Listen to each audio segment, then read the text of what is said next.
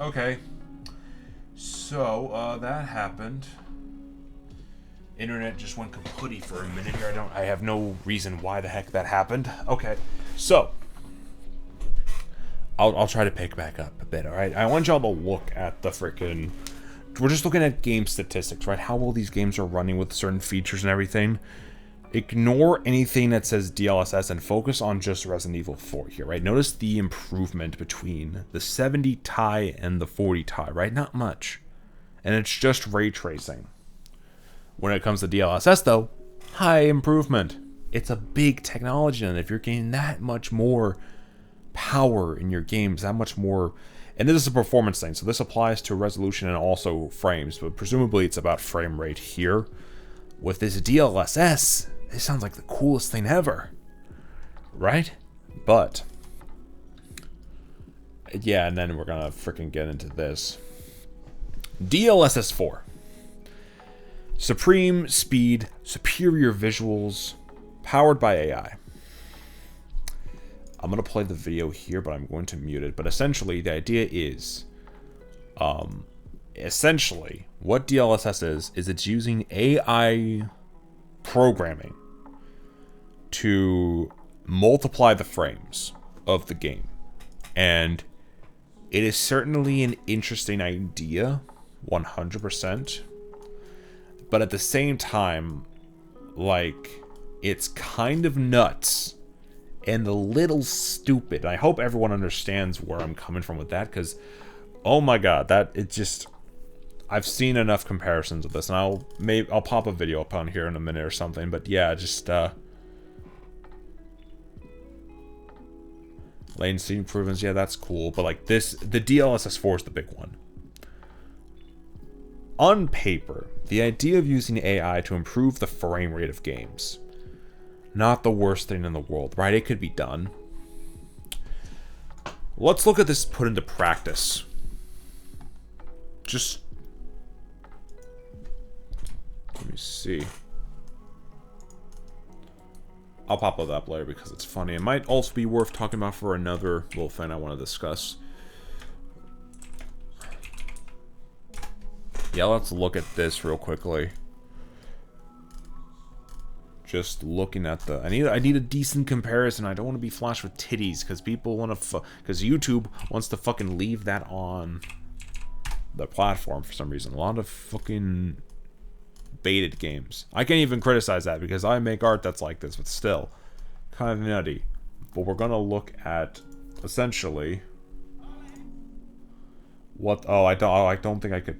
hold on, can I mute the music? How do you mute this? There we go. I'm sorry all my Kendrick fans, I love them too, but trust me, I don't want to get copyright struck by this. But yeah, this is essentially... alright, same CPU. A Ryzen 7 98000X 3D card. 5090. And yeah, it looks fine. All things considered. And the idea on paper seems... reasonable, right? The idea is, again, increasing the frame count with some AI upscaling. Not the worst thing in the world. But I want everyone to... that anyone who is a PC head, I want you all to understand this at least a little bit. Right? The first thing is, if you're going to increase the frames, it technically is going to increase the latency. At least with how they're describing it here. Because the idea would be, it'd be running the game at a slower rate, but use AI to fill in those gaps. Or something, yeah, let's look at this dude's video. I want to freaking get a decent explanation for this. I think it's fine to play this. There's no music here, it seems. Hey yo, I've been hearing about the new DLSS 4. How's that different from the other DLSS version? Well, DLSS 4 or Deep Learning Super Sampling 4. Shout out to my boy here, by the way. Go check him out. For boosting game performance. It builds on DLSS 3 with some huge improvements. Let's go over the details. Alright, so please. What does it actually do? Well, DLSS uses AI to upscale lower resolution images to higher resolutions. On paper, sounds fine. They've added multi-frame generation, and it's where AI generates multiple frames in the middle for every truly rendered frame. Wait, so it's not one AI-generated frame to every one real frame anymore? Right, DLSS 4 can generate multiple frames in between your real frames, and that makes animation smoother and continues to boost frame rates without putting as much strain on the GPU.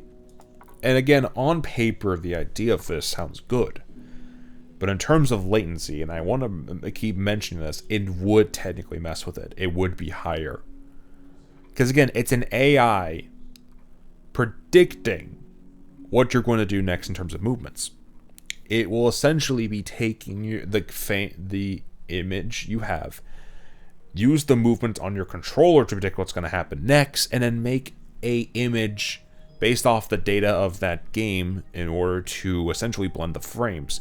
And again, on paper, it sounds good, but you're going to be dealing with a lot of stutter, jitter, and a lot of other not really good things. We'll just talk a bit more. What's up? Any DLSS 4 compatible GPU, but it really shines on mid-range cards like the RTX 5070 or the RTX 4060.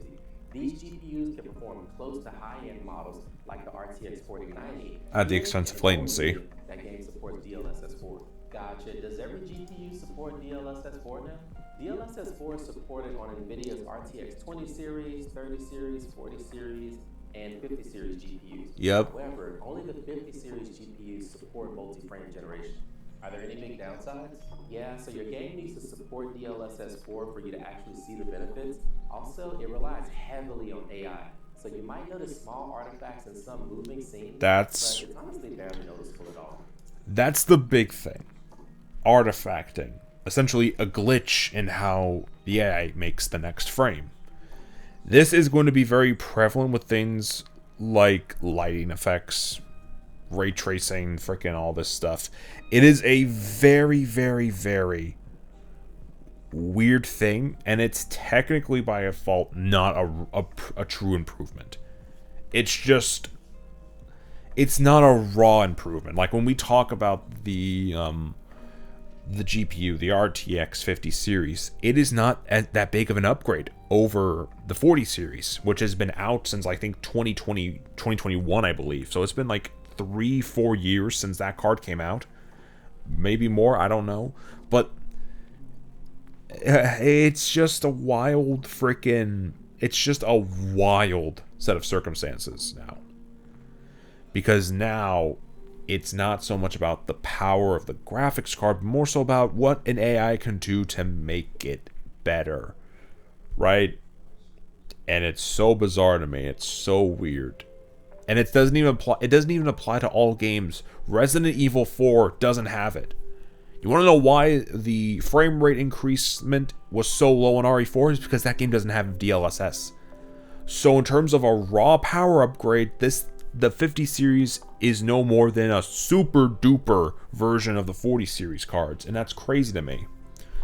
And that is another reason why I'm very hesitant about upgrading the card, because again, it's not a true upgrade. It has some better technology in places, but it's not entirely a better card overall, if not just barely, which is kind of the bad thing in my opinion. Like, okay, sure, it maybe just in order to make the cards better, or maybe just in order to increase the longevity of future cards, they maybe tone back how much improvements are there. Why so much? Because this doesn't feel like a next-gen upgrade for cards. It feels like super inconsequential now. And I'll go more into this why on earth I believe, and I'm not a fan of this now, but again, it is part of that. It is just part of like this and what they offered is not an upgrade. It really isn't. And it's even more risky there too, as well.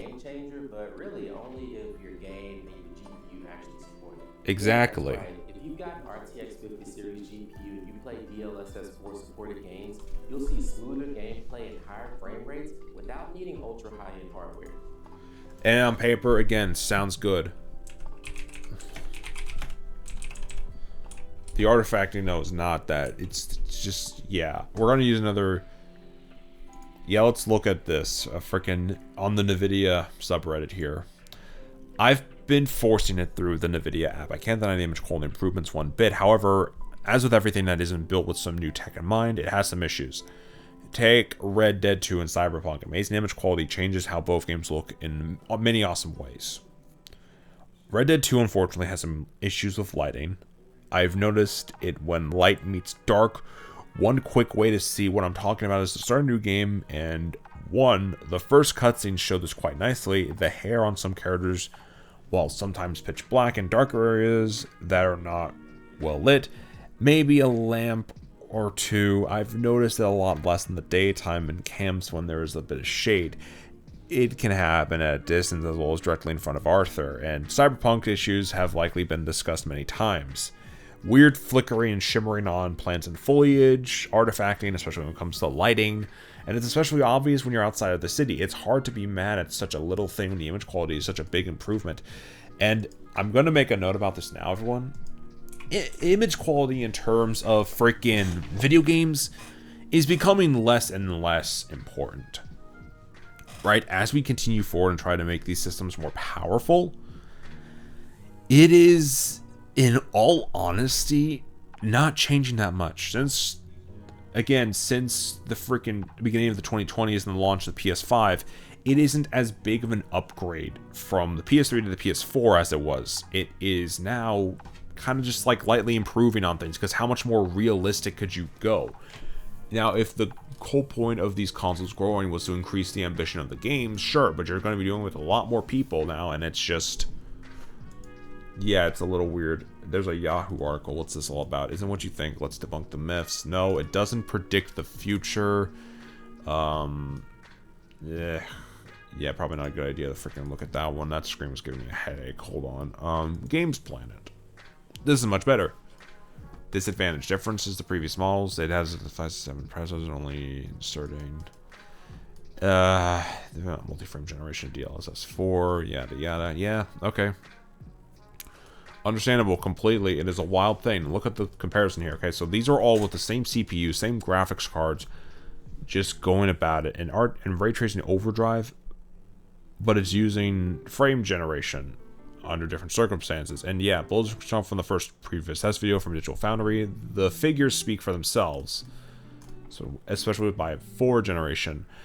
But you're not really improving graphics at this point with this AI technology. You're just blending things together. And on top of that, the optimization of games nowadays, especially on PC, are getting worse.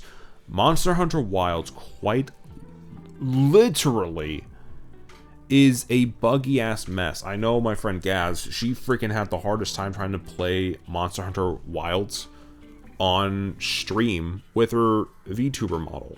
It was getting bad for her. So, and other games like freaking Marvel Rivals that use up so much RAM. PC gaming doesn't mean you shouldn't, as a developer, not optimize your games. If anything, you should optimize them just as much as you would with the freaking on consoles. Give me a minute. Hold on. What the hell?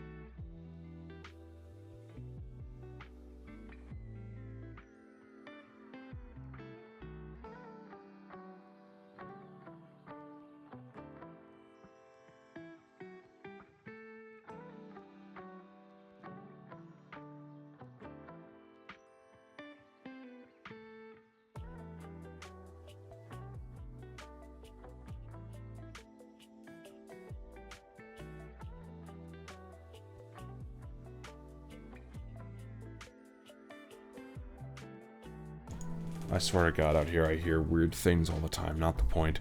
Anyways,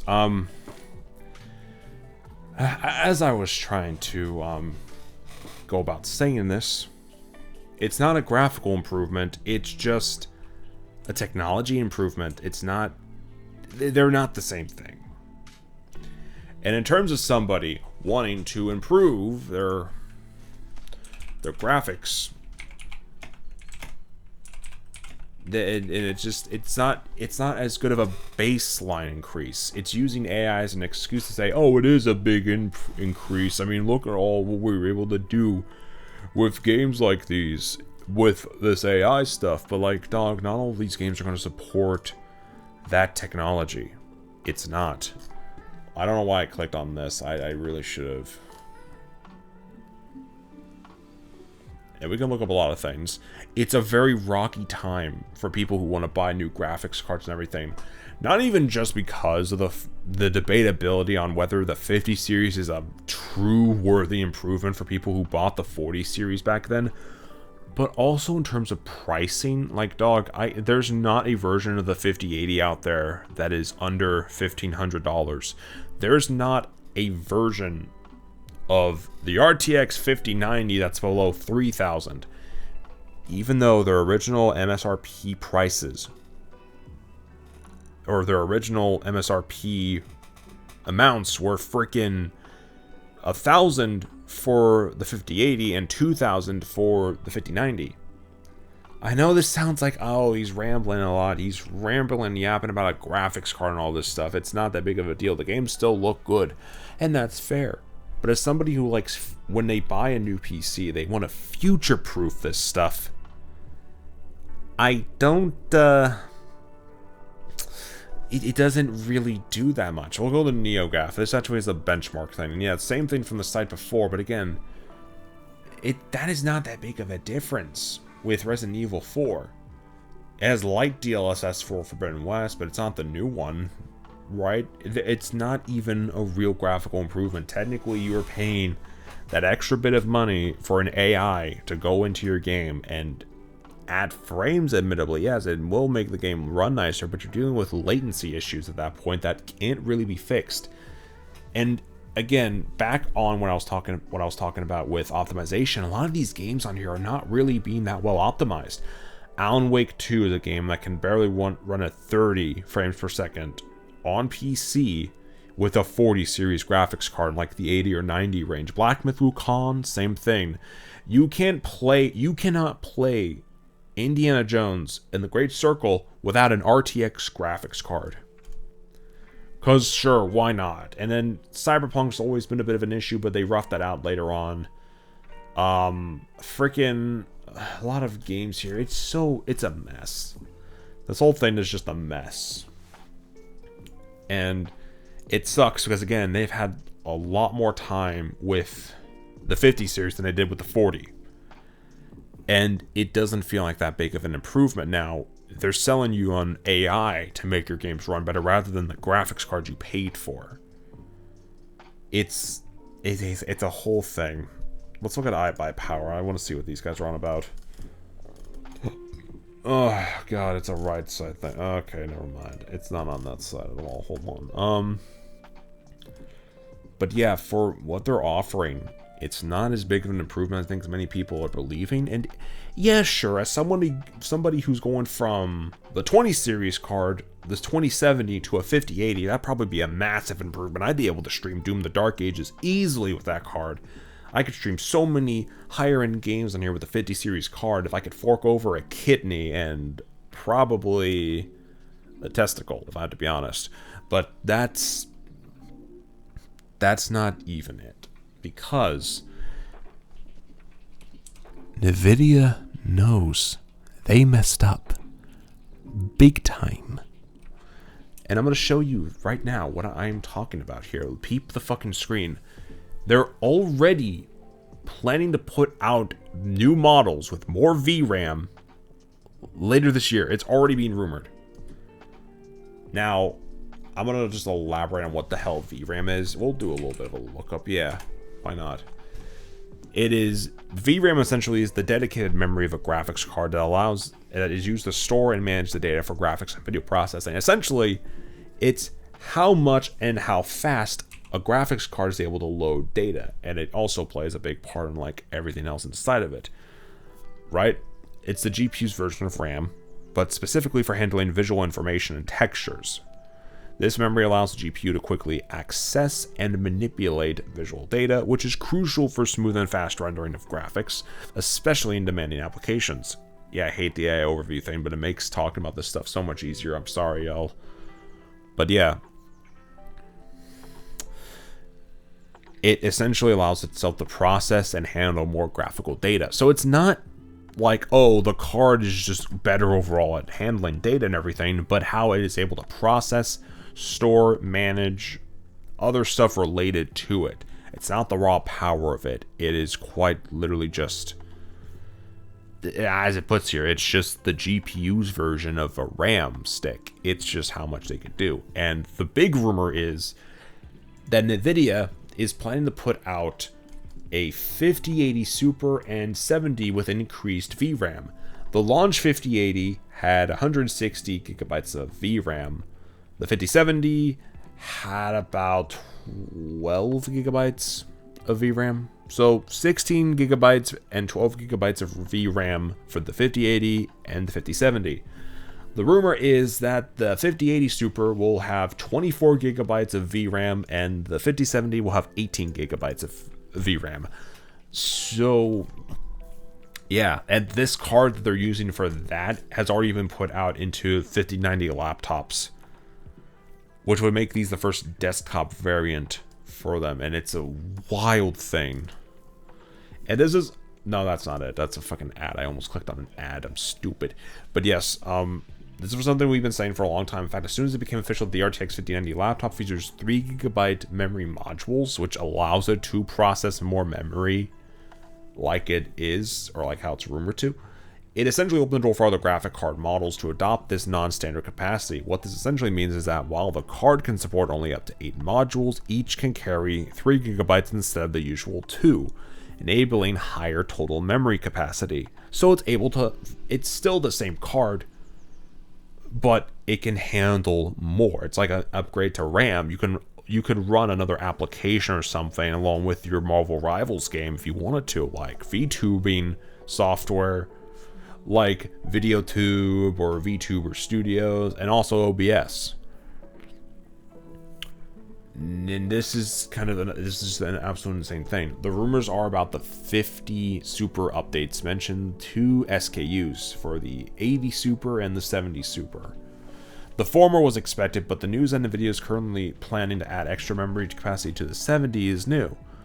Reportedly, this card would use 6 modules, each carrying 3 gigabytes, enabling a 18 gigabyte total capacity for it. And yeah, just to look at it again, it's another upgrade. But the thing is, NVIDIA could have made these super cards the original versions of the 5080 and the 70.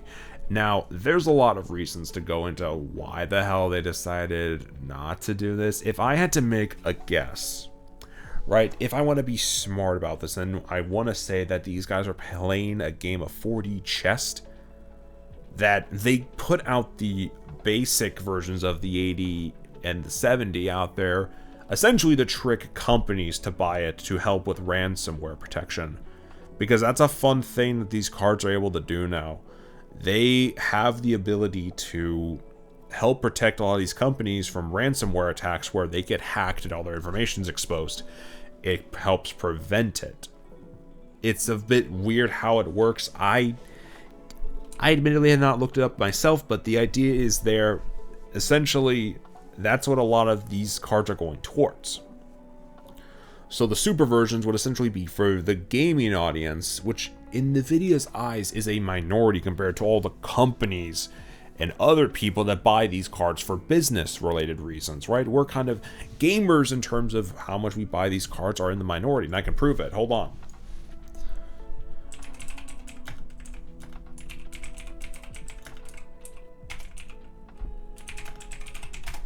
Let me just look this up because yeah, this was worth noting. Yeah, this is their revenue breakdown for the year, and here there has to be a better image for this, but yeah, the point stands. Let me look. They made $2.9 billion from gaming last quarter, and this was a year ago, but this is still, I think, something pretty relevant. This is what it is. This is what the cards are really selling as. Yes, back in 21, gaming was the high priority. But as we rolled to 23, it became less about the gaming side of things and more about the data center side of things. And just look at all that. That is a huge increase. That was from late last year.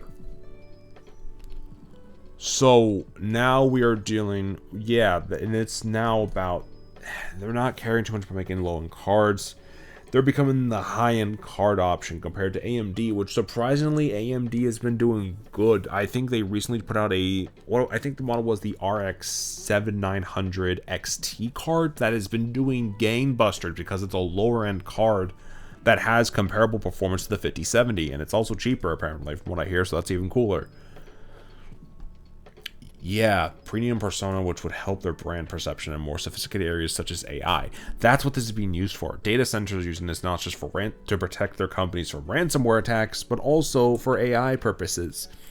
So yes, if y'all were wondering why on earth it seemed so weird for them to lean into AI, there you go. That's why. It's becoming part of the development of AI, and that's crazy to me. And I hope it's crazy for you too, because oh my god, it's absolutely insane. Funnily, gaming helped making hardware improvement over the years. There were consumers who would pay for better GPUs. I don't think they would have been as competitive without gaming. Crazy to think about it. I know. It's like a domino effect of some kind, right? It's kind of crazy when you think about it. But this is just an example as to why on earth you could make an argument about this. And I think I'd believe you, but it does seem a little stupid in hindsight. Because again, we're dealing with a company that put out a version of this card that was lacking for the gamers, but supposedly is meant to be for the data centers. And now later this year, either later this year or early next year, they're going to be dropping essentially supersized versions of the 80 and the 70 that will actually have higher memory costs for the gaming public, which is the big rumor. And this would, in theory, increase the upgrades. At least comparing the 5080 and the 5070 Supers to the base 80s and 70s, maybe ties too. Like, that would hypothetically be a 30% increase on FPS and other things. And sure, maybe they sold the original versions as they were as just slightly better versions of the 4080 in order to blur the line between consumers in terms of like graphical importance, or maybe just sell these cards, these original models, to data centers and maybe make those cheaper later on, while keeping the 80 and 70 Super as like the gamer graphics card, not the data center graphics card.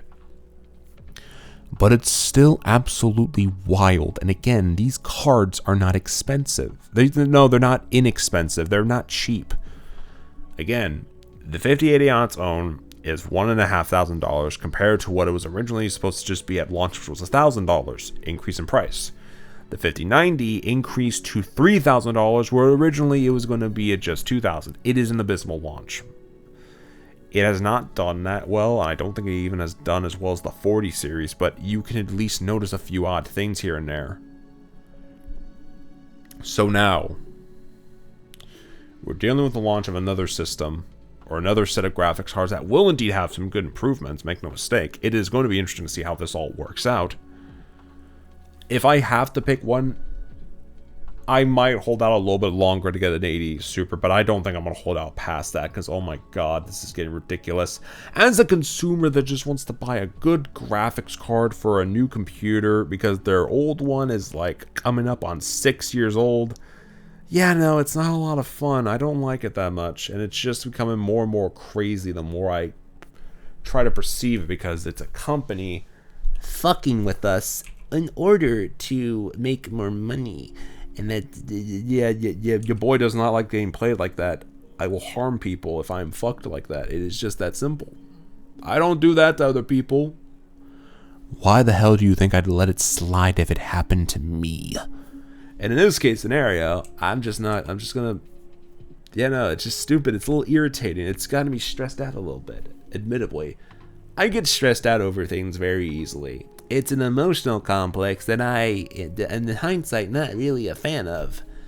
But a move like this, I try to justify it to myself in my head, like, oh, this is going to be a good thing in the end. It has to be a good thing in the end.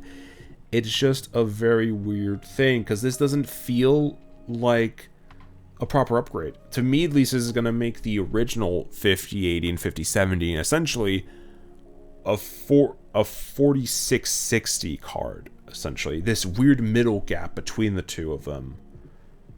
And the Super is going to be the actual, like, improvement on the card. And in terms of performance, yeah, obviously the 5090 is still going to be that high, but still, oh my god. It's going to be interesting to see how that aspect of all this is handled. But again, I'm just a little weirded out. I'm a little weirded out by this whole thing, and it's just, again, the rumors, hang on, the rumors are that it can come out as soon as this year. We'll use the data overview thing again just to prove it. It is not yet official. Rumors have said that it'll be coming late 25, early 26. The standard RTX 5080 was released on January 30th, 2025, so maybe in like another few months for holiday season or like early March of next year. While there's no official release dates for the Super model, some speculate that they could be released in the second half of 25 or early 6. This timing is based on the release of the RTX 4080 in early 24 after the initial RTX 4080. It's important to note that these are rumors, speculation. Yeah, no, understandable. But oh my god, this is a headache. Like, I just want to buy a graphics card that's good. A good graphics card. And I don't want to have to wait around for another card in like another year that's better and just keep getting let along like that. That's kind of messed up. And yeah, it's a rumor, I know that, but like the 5080 is not that good of an upgrade. I want to hold on to this PC for the next 6-8 years after I buy it and get it all set up. I want it to last for a long time. I don't think this would not be it. The 5080 and 5070 in terms of their baseline straight through upgrades are not it, at least to me. And as a consumer that wants to buy this card for themselves so he can improve its content, can actually get a VTuber model running on this thing while playing a game like Doom or freaking Black Myth Wukong, Monster Hunter, etc., a higher-end graphical game that is not even that well optimized for the system that he bought the graphics card for. You know, it's fine. You gotta at least overcompensate a little bit in this industry. You gotta overcompensate a little bit in this industry here. Men don't get by with little wieners; they get by with big Long John sausages, as it is put. God, I'm talking like my dad. I'm gonna shut up now. I'm gonna shut up about all that now. But yeah, the point still stands. The point still stands. People are not impressed with tiny little improvements. They want to see results. They want to see something big and new, and especially if you make them wait for 3 years, and all you have to show after all that time is, okay, so now we could use AI to upgrade the frame rate a little bit and make fake frames, which will increase latency, but it's about a little better than a normal 4080 Ti. My brother in Christ, you are all dumb. So, I think I'm ready to let go of this topic now. It is a wild topic. I get a little worked up on it, but again, weird as hell thing. Business being business, it's gonna be cringeworthy tenfold. And again, stupid fucking move, but again, it's just how it be, I guess. Look, the 50 series did not launch well. I think a lot of people can admit to that. And let's go back. Hang on.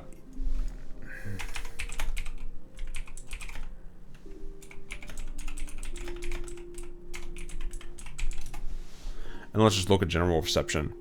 Mixed reception, some praising its AI power features for performance, others criticizing its pricing and reliance on AI for performance boosts, like I am, because obviously I want a graphics card with raw power and not having to compensate on a freaking AI. It just ain't that fun, and it's ironic because I'm reading AI overviews of the exact product I am criticizing for abusing the powers of AI. Crazy. Anyways, yeah, generally, yeah, it has improvements overall, but again, in terms of practice, it's not that much. That could be a VRAM thing. I'm willing to bet it when the VRAM is increased in the 80 and the 70, it is going to lead to big improvements. Like a 30% improvement compared to the 4080. It will be what the 5080 should have been. And again, the pricing, crazy, especially nowadays where it's being sold for like so high. Like a lot more than the MSRP, but then again, early graphics card launches are going to be a little rough like that. That's why you gotta wait a bit. And again, I really don't want to wait too much longer on it after this. Because again, if a 5080 Super is announced and comes out next year, like March to June, by then at least, I'll go for it. But if not, I'm just gonna get the 5080. I don't know. We'll see. But yeah, performance improvements are driven by AI features, not really pure hardware improvements. And AI in terms of features is super finicky, so it's not gonna be perfect. Some users feel like the 50 series doesn't offer a significant generational upgrade. That is also true.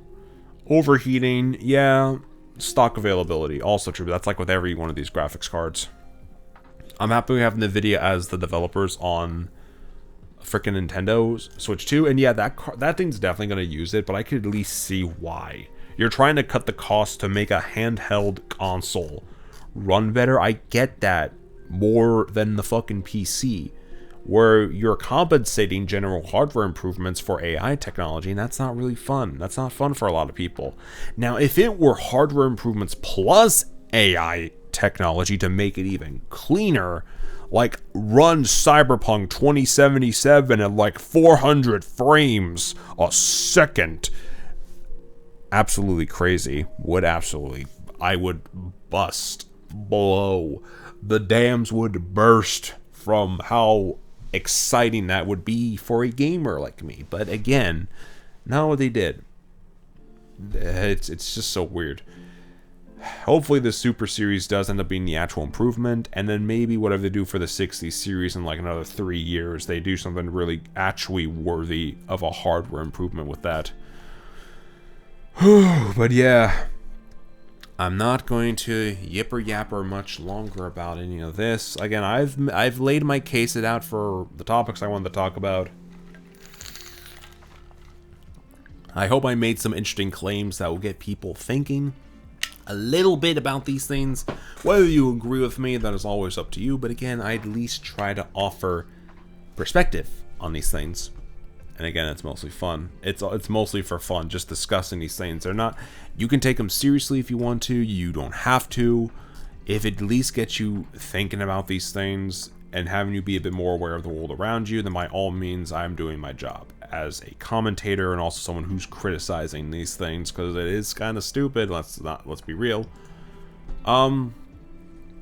Let's actually, yeah, we could turn this into a freaking reaction stream. Yeah, let's do that. We have another while before we have to do anything else. I'm gonna try to avoid a few trailers, because notably some of these trailers are a little harder to freaking stream on here. Like, okay, I can at least do a couple, like a game trailer or something, maybe something else, but like I can't do too much. We gotta play this a little safe, y'all. Haven't seen that. I could definitely watch the Love Different Robots Volume 4 teaser. Didn't even realize they were gonna do another one for a bit, but hey, that is just me. I'm not gonna do that in fear I'm gonna get copyright strike for leaking the plot of the Minecraft movie, because that shit could happen. Believe it or not. What the hell is this? Project memory card. That looks cute. Oh yeah, freaking. I didn't bring this up, but your boy got a VOD channel. We got a VOD channel, ladies and gentlemen. I'm gonna peep this damn thing up on stream. Hold on. Just a separate tab, just so I can mess with y'all a little bit more.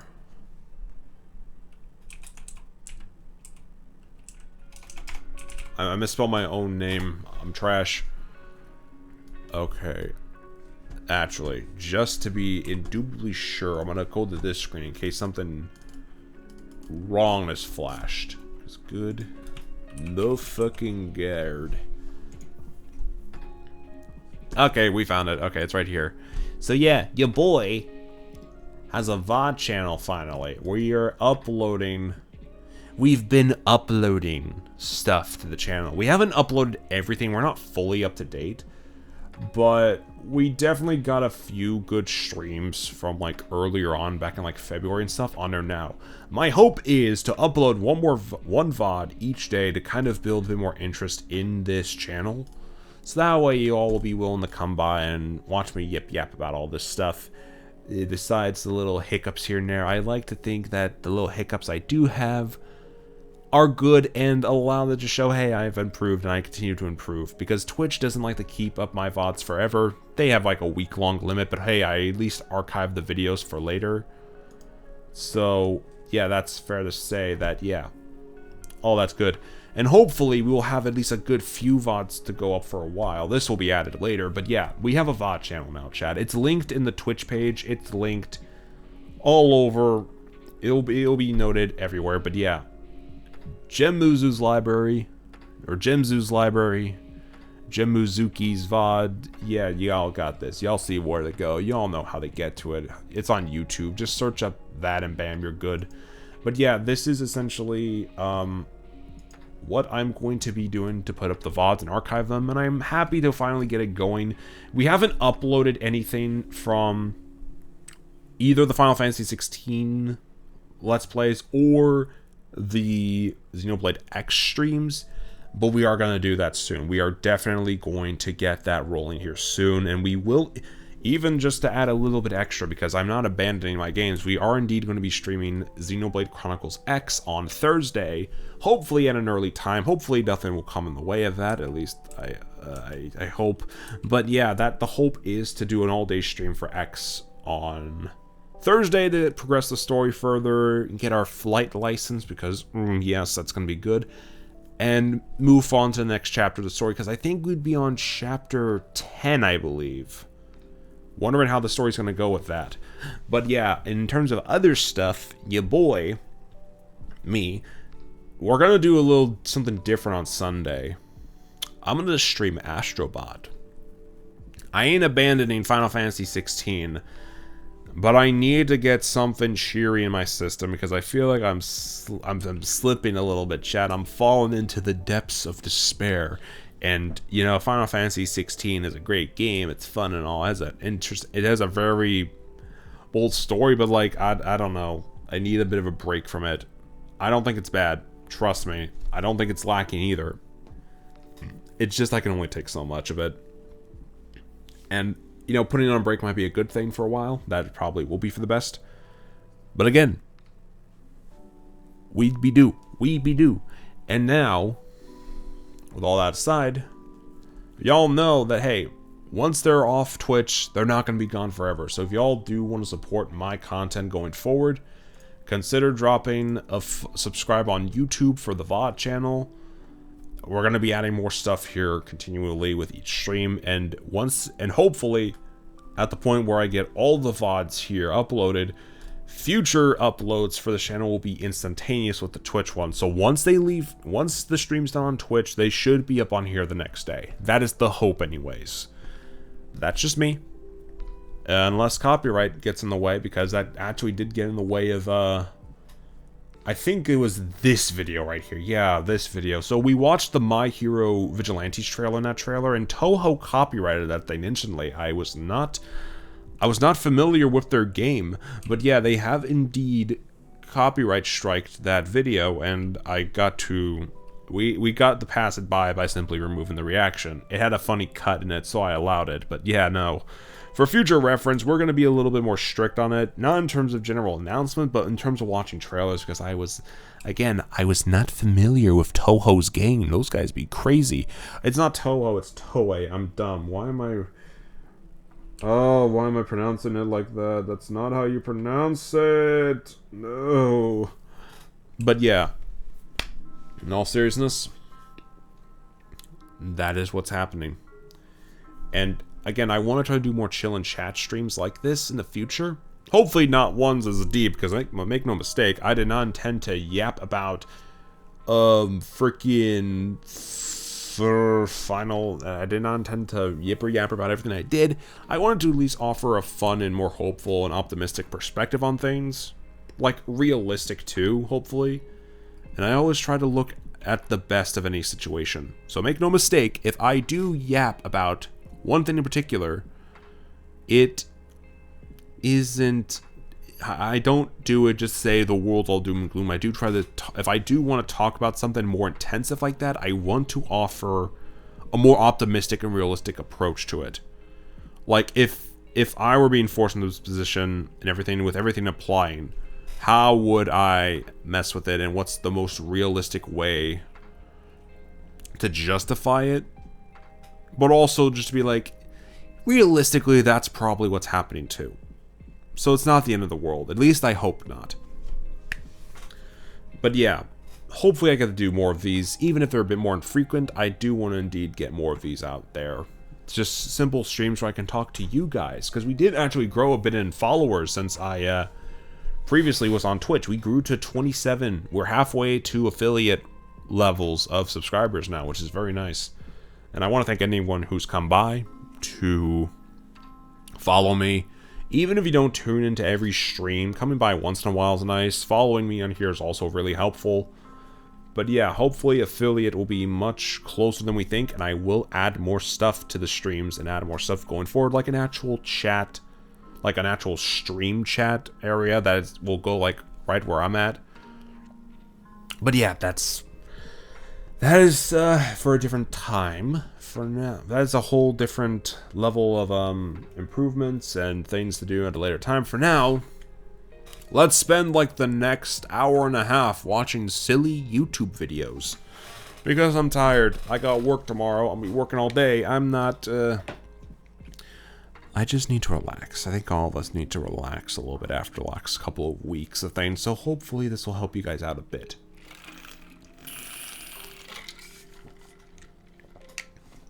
So, let's start off with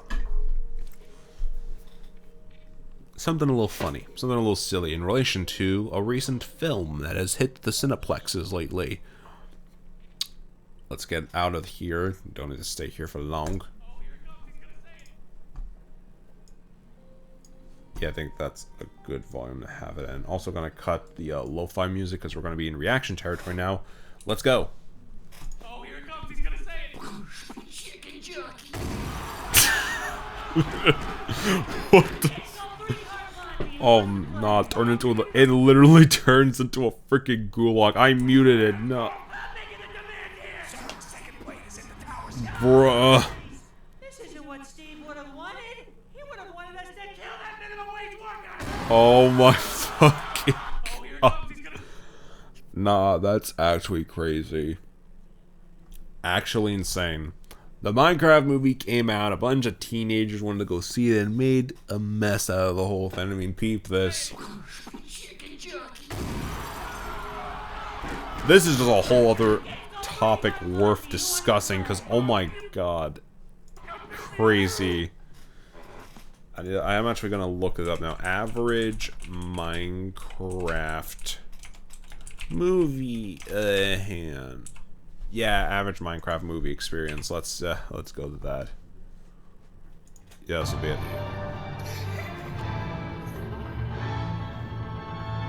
This is a clip from the movie, but I'm not too worried about it right now, especially since this thing's gotten memed to death. So Warner Brothers, do not come and kill me. Do not come and cut me in my sleep, please. I beg of you. This is entirely for educational purposes, but yeah, the point still stands. That is...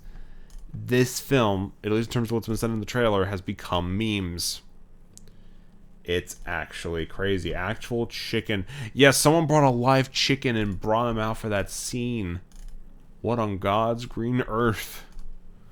Oh, an animated version? This might actually not get me copyrighted. Hold on.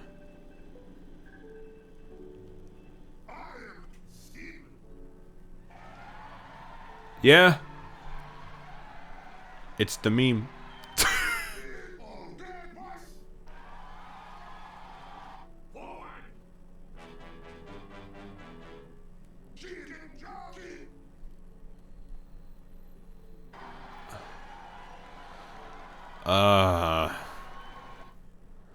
It's much more violent, though, I can tell you that much. That is a lot more accurate. It's so wild. Like, I mean, look, I'm all down for stuff like this if it's in all fun, fairness, and no one's getting hurt. I think y'all crossed the line a bit a ways ago. Fucking heard a story about one of these movies. A theater employee was trying to kick... I think it was either trying to stop people from coming into the movie too soon because they were still cleaning up after the last showing, or they were trying to kick people out of that screening. Someone suplexed a movie theater employee. So, this right here... Nah, accurate. Actually accurate. I love Circle Tunes. His stuff's funny as hell. Make no mistake. I laugh my ass off, but make no mistake, it is a little silly. And again, the Minecraft movie just blew up so much. I haven't even seen it yet. I've heard it's alright. It's more or less just a funny movie, but still. Here, Lessons in Meme Culture will probably give us an explanation. Usually, a video titled with "is insane" is kind of a clickbait joke. Yeah. Referencing other videos in the community that get views through the same memes, but the reaction to the Minecraft movie has truly been nothing short of insane. Oh, yeah.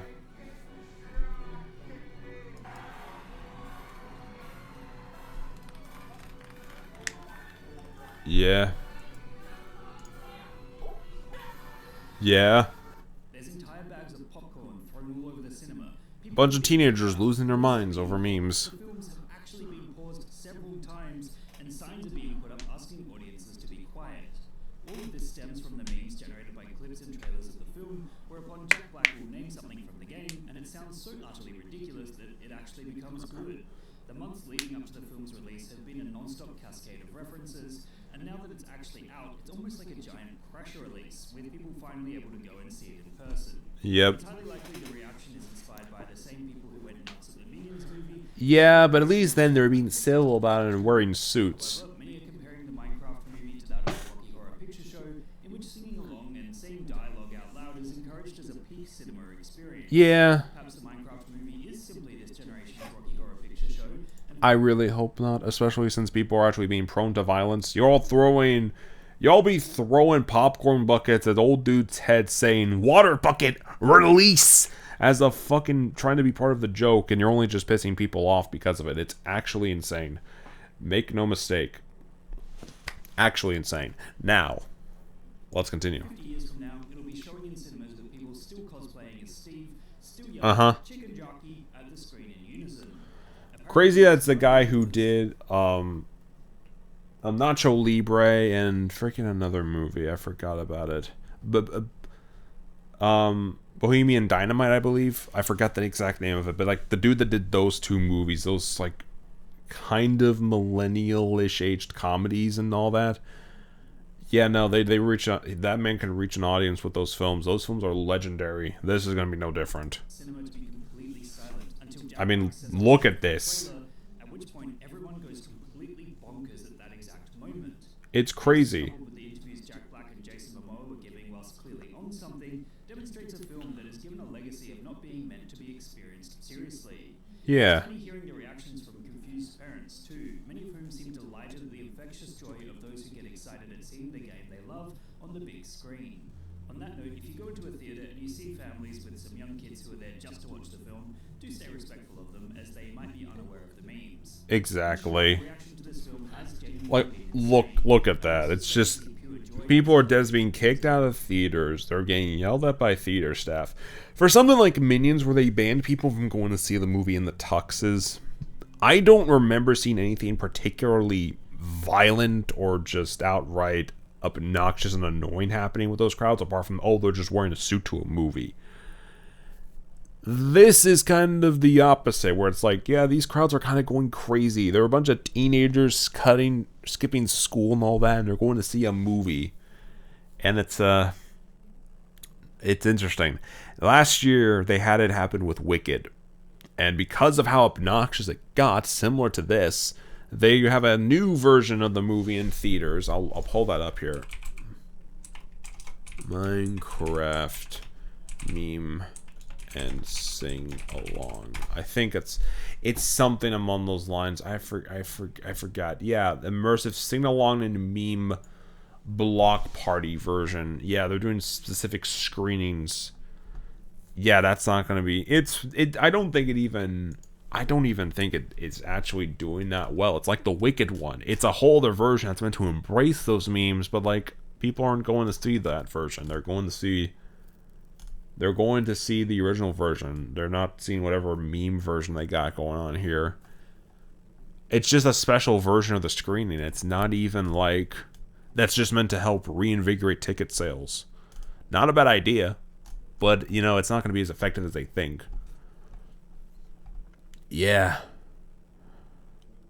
Steve's Lava Chicken. Alright. The cut is so popular that it even managed to debut on UK's official chart, securing its spot as the shortest song to ever do so. That is crazy. Warner Brothers and Legendary are looking to keep up the energy. The Block Party Edition. That's what it's called. Yeah, that's going to be weird. Really going to be interesting to see. But yeah, let's continue this. Yeah, that's the other thing too.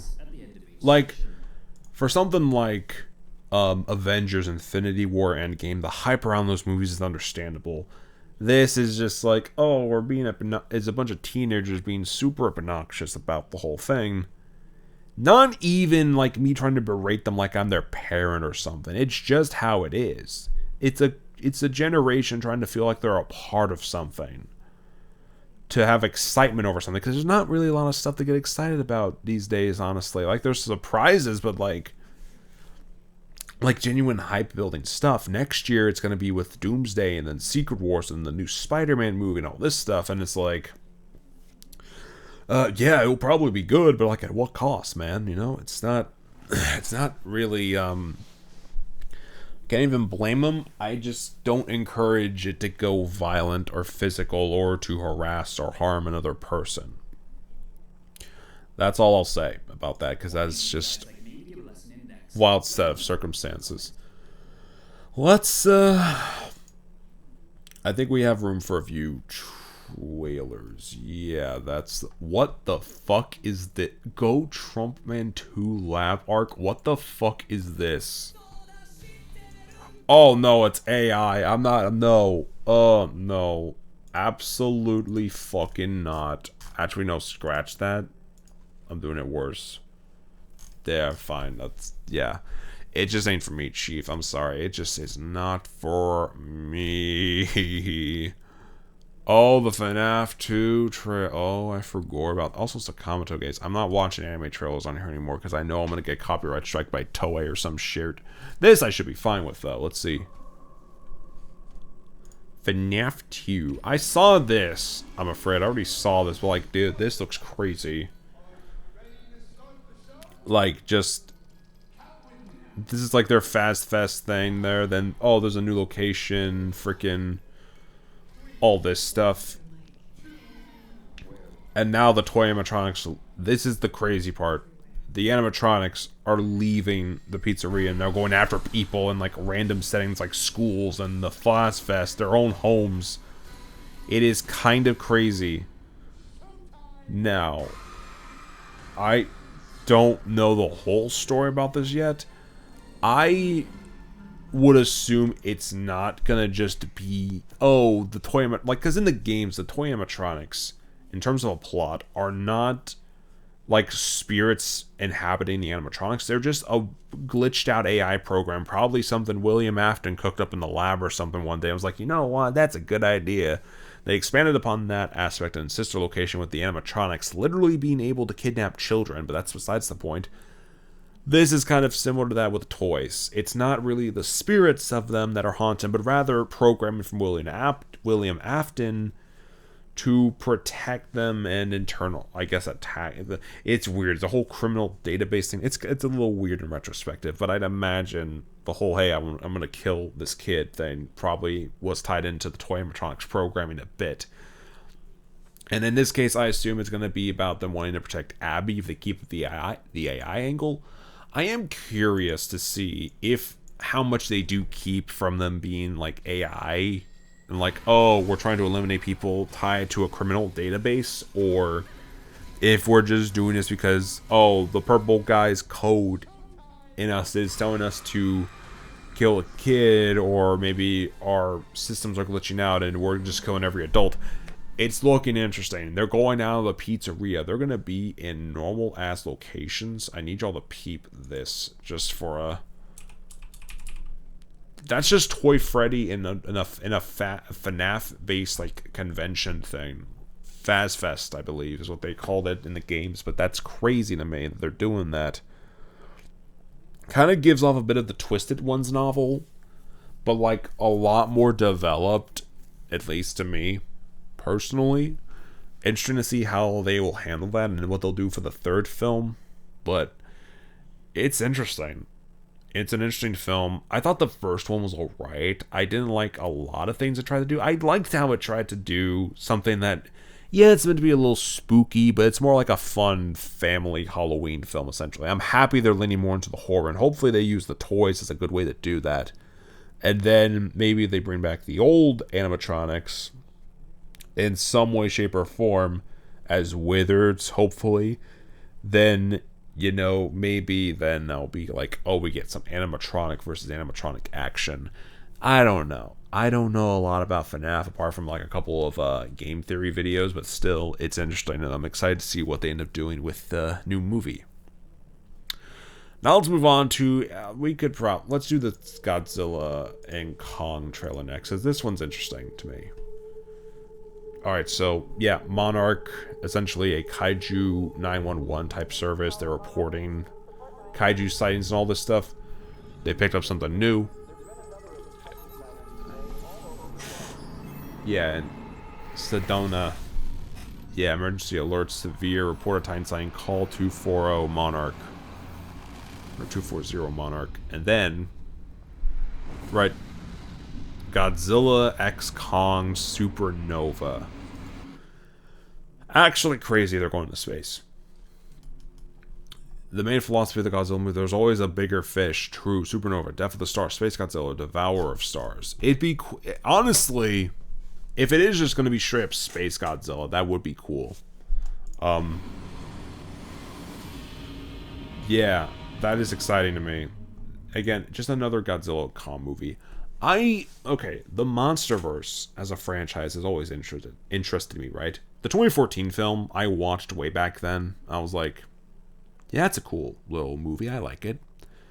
It's a nice little, it invokes 1954, but it's a little bit more Showa inspired, like later Showa stuff, which I kind of like them. It's still realistic though. It's like Godzilla raids again, essentially.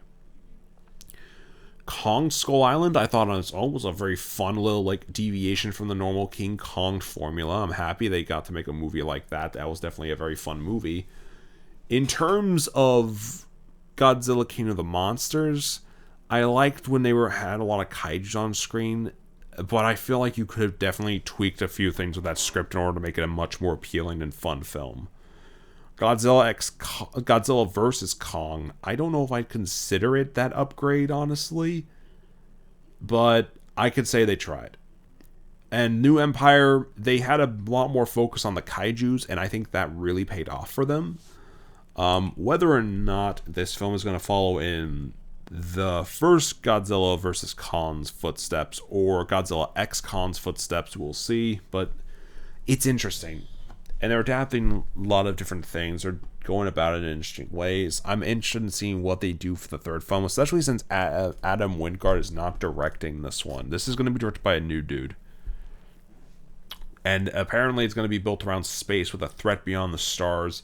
Either Space Godzilla or maybe even a Kaiser Ghidorah coming to Earth to mess things up. They're moving along quickly, and I'm interested in seeing what ends up happening here. I hope after this, though, the MonsterVerse agrees to go give Godzilla and Kong standalone films again. So that way we could do something more personal with Godzilla, and then something really interesting with Kong again in the Hollow Earth, and then maybe more films. Because I can't really consider the MonsterVerse a cinematic universe because it's just a Godzilla film franchise. It's just Godzilla movies most of the time. Like, if you want to call it a cinematic universe, throw in other kaijus, throw in other franchises like Ultraman, Gamera, freaking Evangelion, and Gundam. Legendary owns the Gundam film rights. I'm surprised they aren't going to do something to... I'm surprised they haven't mentioned that, oh, the Gundam film's going to be part of the MonsterVerse or something, which, yeah, knowing the setting maybe makes a bit more sense. But again, I want to at least say it now here. This doesn't really feel like a full cinematic world yet. It doesn't really feel like a cinematic universe with a bunch of different stories. It just feels like a singular film franchise. It doesn't feel like the MCU more so than it just feels like Fast and the Furious. Like, I'm not joking. I ain't BSing y'all. That's what it feels like. And in some cases, that's fine. Godzilla is a franchise that can definitely get away with feeling more like a Fast and the Furious type of film series. That's kind of what the Showa films were back in the day, except with a little bit more setup at the beginning, but still. I'm interested to see what they do with Supernova and how kaiju heavy this is going to be. Because from how it's described, it's going to be crazy. At least from how I'm thinking about it, my expectations are high. At least from the bring back Mothra, along with Godzilla and Kong to fight whatever space-based enemy comes to Earth. The fact they're even going to space this soon to begin with is kind of crazy to me, I'm not going to lie. But again, I want to see the MonsterVerse branch out and explore different avenues. They could definitely introduce... with space, that's room for Ultraman, right there. For man-made titans, like they tried to do with Mechagodzilla, which I think a lot of people are thinking this franchise is going to go in the direction of the man-made kaijus. Where the heck am I? Oh, there. Never mind. But, no, in all seriousness, I think a lot of people were expecting that after Godzilla versus Kong, we were going to go into a man-made horrors type setting for the next phase, and then we get a Godzilla and Kong sequel. No, we just got a Godzilla x Kong. We got another Godzilla and Kong movie 3 years later that dealt with more ancient threats in the Hollow Earth. But I do think they have more room for stories. I don't want it to end with Supernova. I don't think it's going to. And I'm curious to see if Legendary does try to go back to making it different film franchises all at once that tie into each other. I'm interested to see if they do that. But this film is going to be... I think this film will be neat. I think at the very least it will be as entertaining as the last film. Especially with a film like Supernova. Like, if you're bringing space kaiju into the equation, there's no excuse for you to make that boring whatsoever. I'm just saying, it's going to be interesting to see what they do with it. And what happens to the MonsterVerse afterwards. And whether they branch out into do other franchises. Or they do some other stuff. Because they kind of were getting there in the build-up to Godzilla x Kong the New Empire. Where with that, it's like... they had a Kong anime come out on Netflix that is canon, sort of, to the MonsterVerse. Then they had the Monarch Legacy of Monsters shows for Apple TV Plus, and that ended up being a really interesting addition to the universe. I know they finished filming season 2. That might come out later this year, but I'm interested to see how that ties into this film, what happens next. For the MonsterVerse, March 26, 2027, when this comes out, I'm interested to see what happens. You have my attention. Godzilla x Kong, Supernova, New Empire, Lizard, go kissy, kissy, monkey, ooh, ah. Anyways, Love, Death, and Robot. I think, yeah, let's watch some trailers I haven't seen yet. Love, Death, and Robots. I love this little anthology series here. It is super... just invigorating. I watched all 3 volumes previously. But yeah, I didn't think they were going to make a 4th volume. I'm happy they are. Let's see some crazy shit. Okay, demons. Okay. Oh my god. Oh. They made a winning anime anthology series. Big heads. What? Can I show some of this stuff on here? Hold on. 400 boys.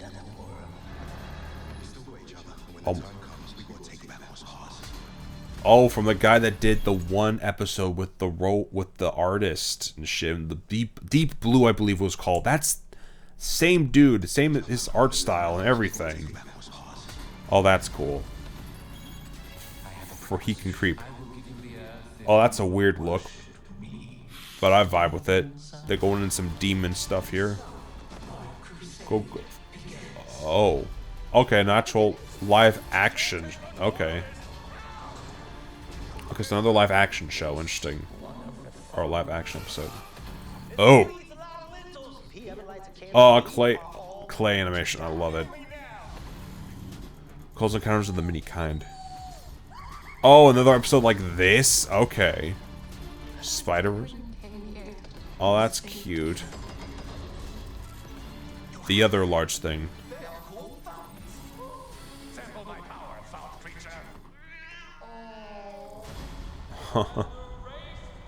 The screaming of the Tyrannosaurus. Wait, what? Hold on. Who is that? What?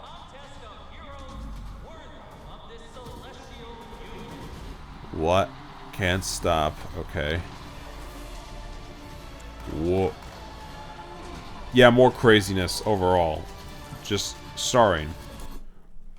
Hang on, I saw a thing. Is that supposed to be Mr. Beast? Is that who that is? Is that how that they got Mr. Beast in an episode of Love, Death, and Robots? I'm crying. Kevin Hart, Brett Goldstein, John Boyega. John Boyega needs to be in more stuff, man. He's good in a lot of the things he's in. Yeah, no, it's introspective mode. That's the one downside of mapping the buttons the way I did. Love, Death, and Robots, Volume 4. May 15th. Oh, it's coming out in 2 days. Sheer. I gotta watch that then. That's gonna be peak. Alright. Grand Theft Auto. I don't have much else to say about Love, Death, and Robots. Y'all should check it out. It's a great anthology series. We gotta watch theirs. Theater mode, yeah. Let's get into. Just fixing some leaks. Seriously, dude, you got some time on your hands. I got some properties with paying tenants. That's why you came by? Just go get Who's voicing this man? See you, Brian. Why does he sound like Roger Craig Smith?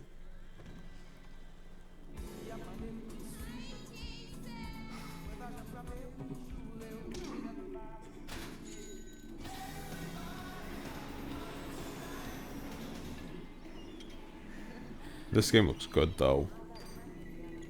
Rockstar and Nintendo, I think, are really good when it comes to the quality of their games. I don't think this is going to falter. This is going to be good. See the Minos? She's supposed to be getting out. What's your name? Jason Duvall. I've seen you here before. You might have. Is this supposed to be... It sounds like Roger Craig Smith is playing Jason. Hey.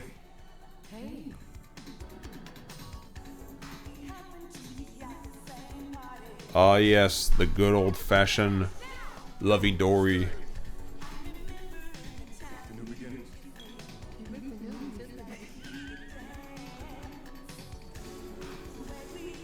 Trust me, this place is just the start for us. The only thing that matters is who you know and what you got. Oh.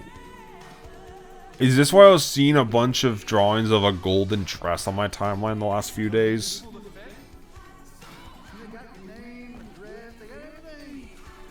Damn. Ah, yes, the good old ACAB. Interesting. We got it.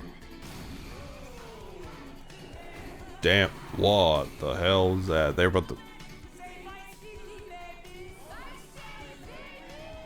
They turned Vice City into Florida, and I can't help but feel more seen.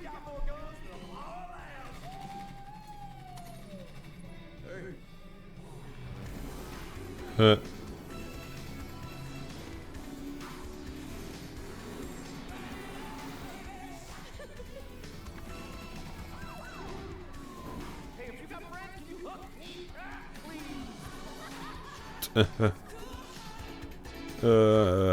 They're nailing it.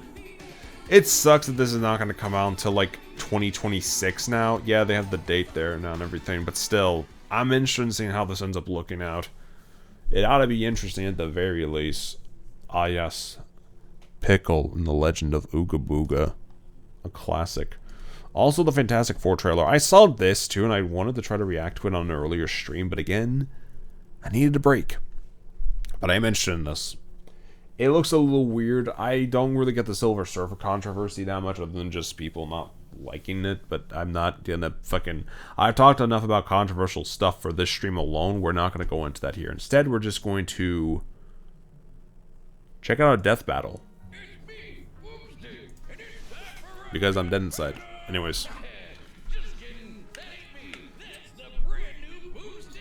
Ah, yes, you gotta market yourself, my guy. YouTube's, I heard, is really good with products. If I get big enough, I definitely want to collaborate with them on something. But who knows? Okay. Interesting. Ooga booga. Of Doom. Who would win a death battle? Love it. Death battle's really good, especially recently. These guys have been doing really good. Uh-huh. Yes. Fucking PS2 graphic looking ass. I'm sorry, I can't take it seriously like that. Look at that. That looks like some. That looks so funny and janky, but I love it.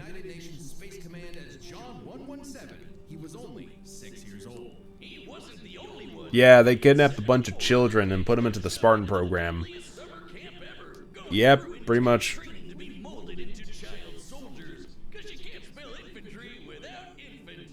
Crazy.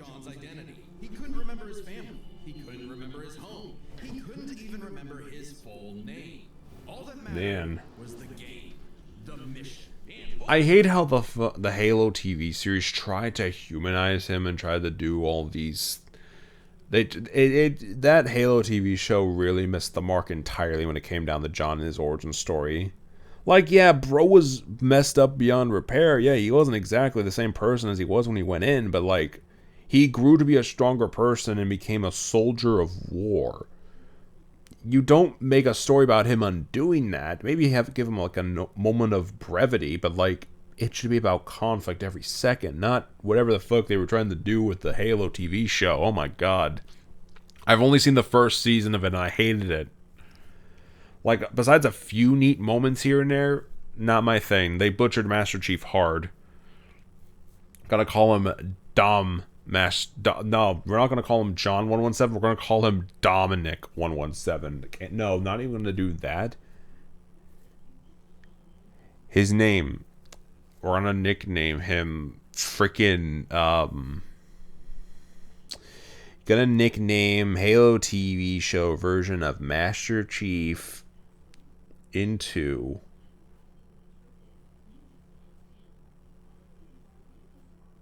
Chris. Yeah, Chris works. Okay. Not as clever, but hey, it's yeah. It wasn't good either. It doesn't deserve to be. He doesn't deserve to be called Master Chief at all. That's not him. Oh yeah. Yeah. If y'all thought they were just given, if y'all thought they just were trained hard enough, nah. Literal experimentation. Yeah.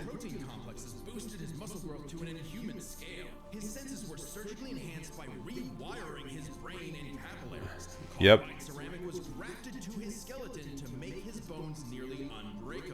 Mm-hmm.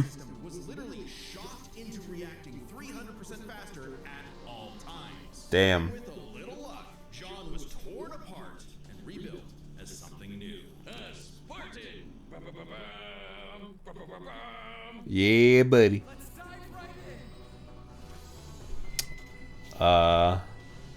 We don't care.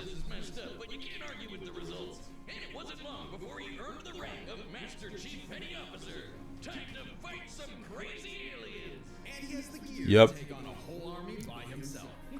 Halo has some really cool stuff about it. A lot of cool weapons. Definitely some iconic designs, hands down. The energy swords are great. Spartan lasers are dope. Yep. The vehicles especially. Like, yeah, no. There's a reason why this franchise was so big on Xbox back in the day. Did they use a fan video of him doing lore-accurate stunts? I'm not gonna worry about that now. Halo Infinite. You had every opportunity to be such a great game. Yep. Yep. It sucks what happened with freaking Infinite, dude. It had every potential to be like one of the biggest games of the franchise. Arguably, no, debatably the biggest ever for Halo as a whole. It could have been cool, but like, no, they messed up with management. Their whole work for hire strategy led to incomplete assets and just not knowing what to do with half the coding. It just made it very difficult to add stuff to the game overall. I'm one to believe they should have just focused on making a singular good product over trying to do a long-term plan to add stuff to the game like it was, I don't know, Fortnite, or I guess in terms of the single-player stuff, something more comparable to Half-Life 2, Episode 1, 2, etc., but still.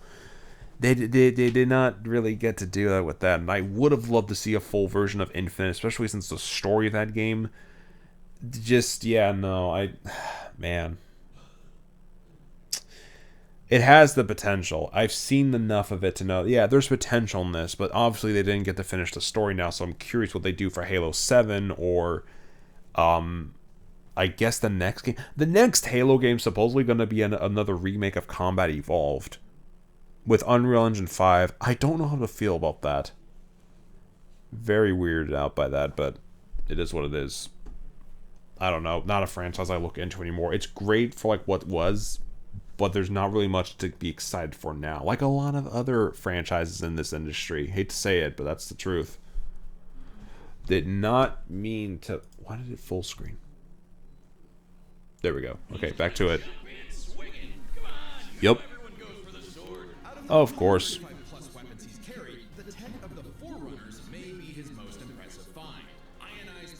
Oh, I've never played Halo 4, so I actually am interesting.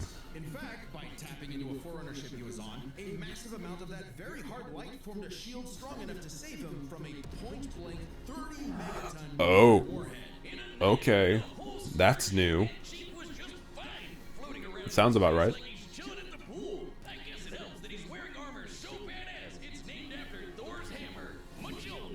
You mean John? Jonathan?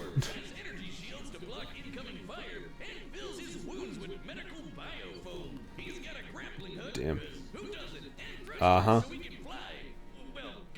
Spartans in armor have dodged laser fire from the Type 50 beam rifle, and Master Chief has pushed himself to run 66 miles per hour, matching the top speed of a cheetah. And he's strong enough to flip the 66 tons. Wait, I just came to a fucking realization. It took me a whole minute. Mjolnir. Paul Rudd calls Thor's hammer Jonathan. So by definition, and also because bro stars in Nintendo commercials sometimes, does that mean Paul Rudd is a Halo fan? When he said Jonathan, he wasn't talking about the hammer. He was talking about Master Chief's armor wielded by the legendary John 117. I hate myself for thinking these things. Anyways. Why would he throw an elephant? No, Bruh. Crazy. Oh, what the hell?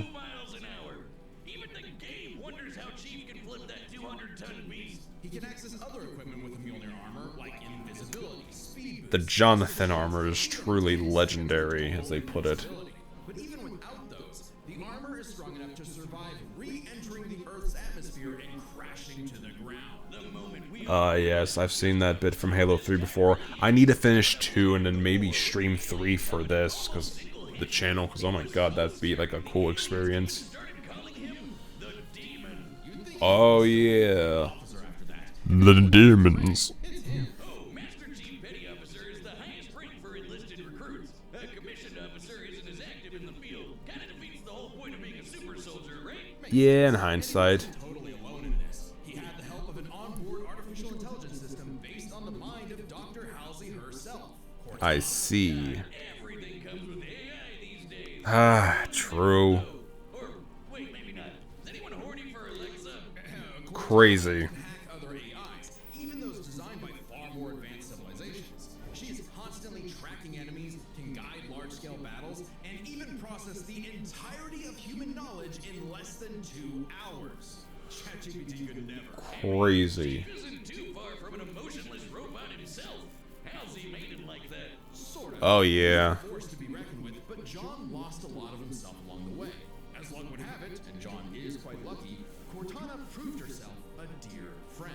Even when she started her villain arc and exploded. Yeah, that's... Jeez. That's insane. Yeah, no, Halo 5, the making Cortana the villain is actually wild. Like, the idea itself could have been interesting, but they went... there's a whole talk to have about Halo 5. Crazy thing is, I'm only talking about it from, like, freaking cutscene knowledge and also people talking about the story and everything, and it's just a wild experience.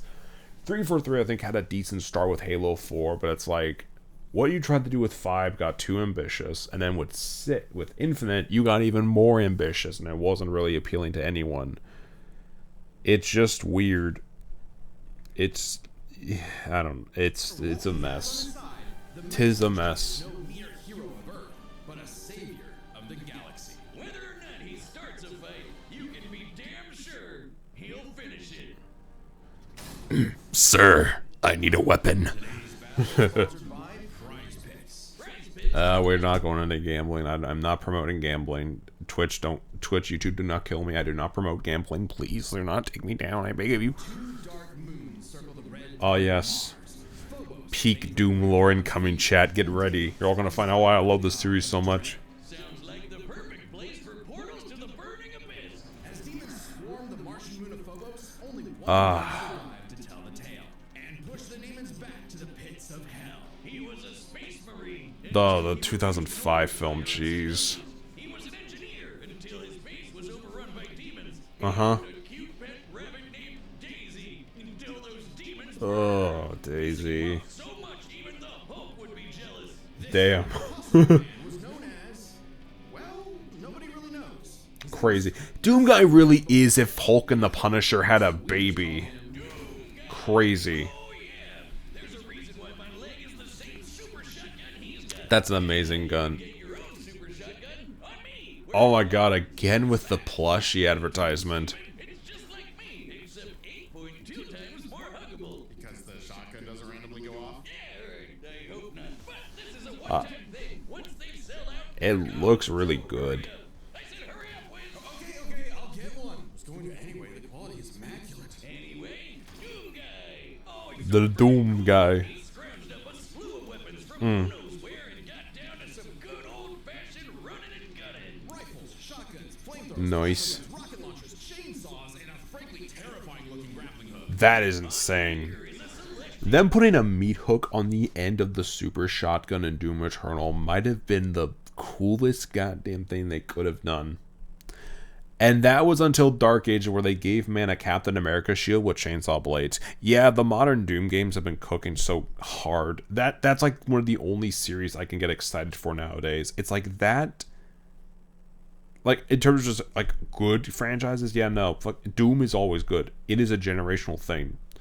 I've made it a rule to upgrade my PC every time a new big Doom game comes out. I already told y'all how that's going, and I'm not having fun with it, but hey, it is what it is. Your super gun, shooting beams of light that take down Yep. demons in one shot. Only rivaled by the Wait, hold on, there's three? Wait, there's 3 Unmakers? Or, I'm sorry, 2 Unmakers? Let me see. Super Shotgun with the meat hook, which is badass. The pistol, yeah. The UAC shotgun. 2 Unmakers. I assume one Unmaker's from 64, the other one's from Doom Eternal. Let me see. Unmaker fires 3 piercing lasers specifically designed to destroy demons. The Unmaker fires tri-directional bolts of art and energy, rivals the BFG in power, and it has explosives and melee weapons. Yeah. beams of light that take down demons in one Yeah. only rivaled by the incredible feat of technology that is the BFG 9000. It's not called that. No, I need to take a minute. It is not called that because it is named the Bioforce gun. It is called the Big Firkin Gun.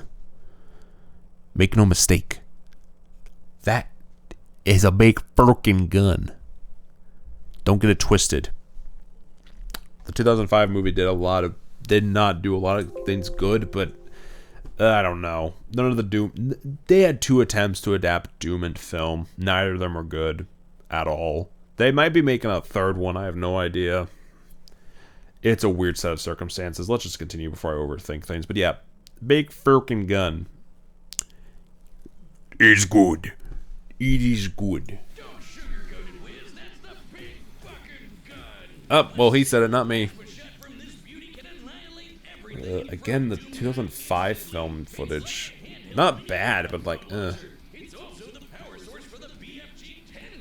That was a crazy addition in Eternal. I love that mission. I really need to do, like... Yeah. I really want to play the Doom games for stream. Maybe I can make that my first marathon. I don't know. Yeah, really, we'll see. Yep. Yep. Oh, yeah. Oh, yeah. Oh, yeah. Frickin' Tony Hawk and all the Animal Crossing thing.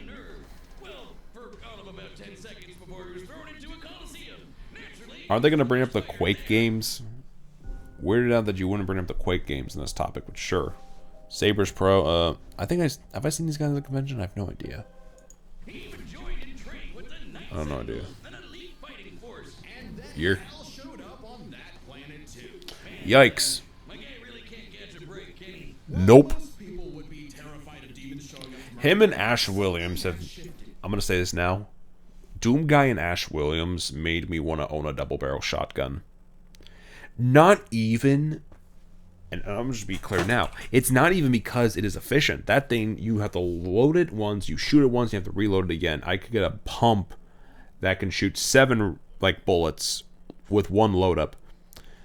I don't want to own a double-barrel shotgun for that. I want to own it for swag and unadulterated intimidation.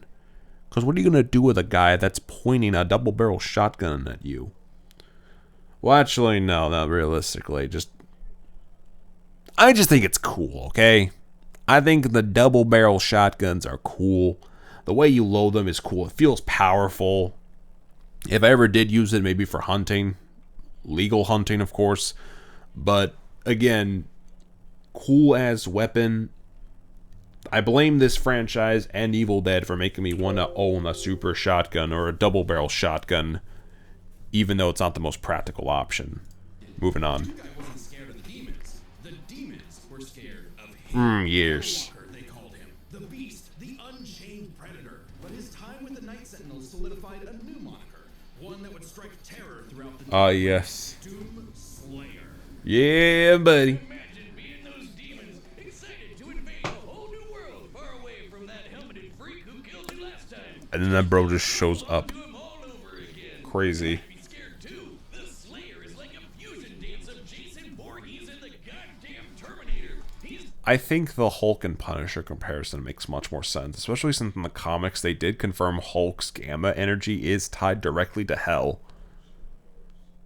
I don't know. Coming up with new ways to kill demons, but my fave is the blazing sword called the Crucible. The Crucible is powered by Argent energy, sort of like a fuel for hell. Completely charged, it can power all of Earth for up to 8 months. Granted, much of Earth had been decimated at that point, but it's future technology, so it probably evens out.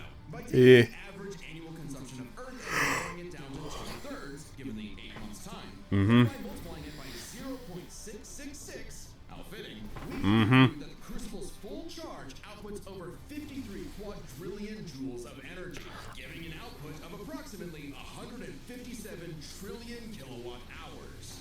Crazy. Number, that's nice, but the Slayer just uses the Crucible To cut people up. Without it, he can fight specters, which are totally invisible to most people. He's strong enough to knock around these enormous steel blocks like Uh-huh. and can even take down Titans with his Yeah, no, Master Chief is gonna die. I hate to break it to y'all. There's no need to cope. Those on Earth might not think so. He's not just a hero of the people. Some believe he's more.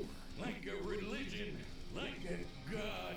Well, hang on. Brett. We know he's human because we know his ancestry. Doomguy is the great-grandson of B.J. Blazkowicz from the Wolfenstein games. Yep. Which means Doomguy's father is the one and only Commander Keen. I don't know. I get the Wolfenstein Young Blood was meant to be an expansion, like an alternate universe sequel to Wolfenstein The New Colossus, but I never liked the idea of the twin thing. It just seemed weird. upgrades, power-ups, I do wonder if we will get a third game in that series, but it doesn't seem likely. of time, turning partially invisible, or even becoming completely invulnerable for 30 seconds. But don't get it wrong, the Slayer is not invincible. Sadly not. Force of fury, it consumes him. Yep. It's less a precise weapon and more like setting loose a bull in a china shop. If the bull was also strapped to 8 swinging wrecking balls and a rocket-powered steamroller. Yep. Suit may be an ancient relic, but it's also the most advanced set of armor in the universe. Coolest armor too. Oh my god. Oh, in Assassin's Creed gang wishes he had a wrist knife as epic as the Doom Blade. Oh yeah, they made him the fucking Predator in Eternal, and then in now Dark Ages, he's like Captain America, but with oh my god. Oh my god, I'm excited to play Dark Ages. I want to play it so bad, man. It's not even funny. Oh yeah, no.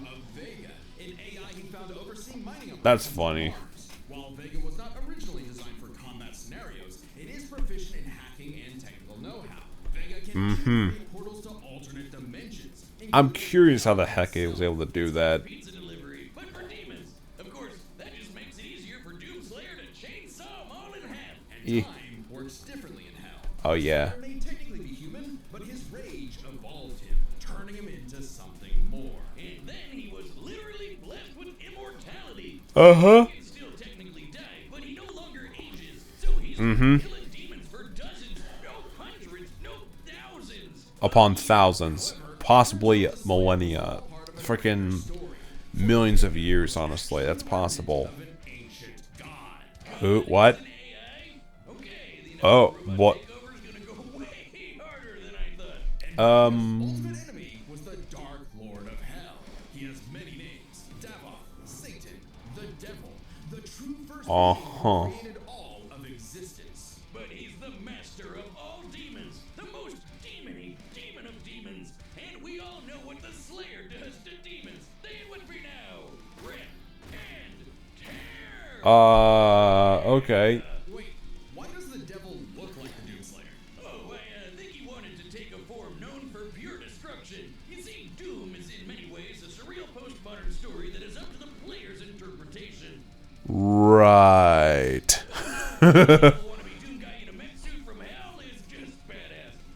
That's cool, I guess. I haven't even played Ancient Gods. I'm getting spoiled about it. No. Damn it. I'm fine with the Halo stuff since I already spoiled myself for those games, but I really wanted to try to play this one blind. At least I have Dark Ages. At least. All hail the Slayer, the Destroyer. He is more than a man. He is Boom. Peace. Anyways. Alright, the combatants are set. We've run the data through all possibilities. Fucking Fall Guys. Yes, of course, the Fortnite thing. Alright, I'm betting Doom Guy. No questions asked. Let's see what this goes. Detecting enemy forces. Perhaps they left. You tell me. Even the quality of the animations looks so good now. Around the corner. Be ready. Enemy located. Yeah, John, you're getting bench pressed. You're getting turned into a freaking workout mat by this man. Like, dog, look at the physique comparison, dog. There is no match. Everyone wants to be Doom Guy in this. Look at this, man. He's built. Duh. Oh. Okay, that was lucky as hell. What the hell? What? Oh shit, a rat. I haven't spoiled myself as the good Halo game, so if that's a reference to something like 3 or Reach, then I wouldn't know.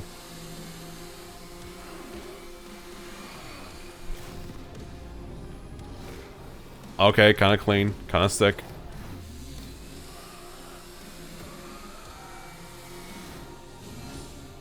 Oh, nah. I think the best comparison to how this feels is Prime Mike Tyson versus a golfer. I think I don't need to. I don't think I need to explain who's who in this situation. Gee.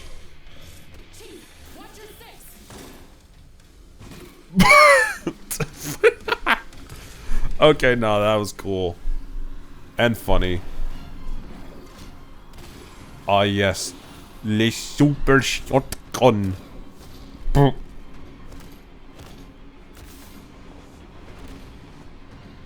Yeah, nah, actually crazy. Oh boy. Wasn't there gonna be like a whole episode of that secret level show where Doom was gonna meet the Halo universe or something, and this would essentially be what happened? Fucking not the doot man. Oh no. What the hell just happened? Thank you, Doom. Thank you, Doom guy. Thank you for doxing her for that.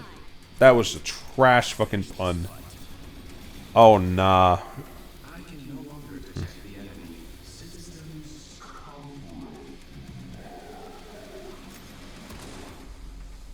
Okay, that's clean.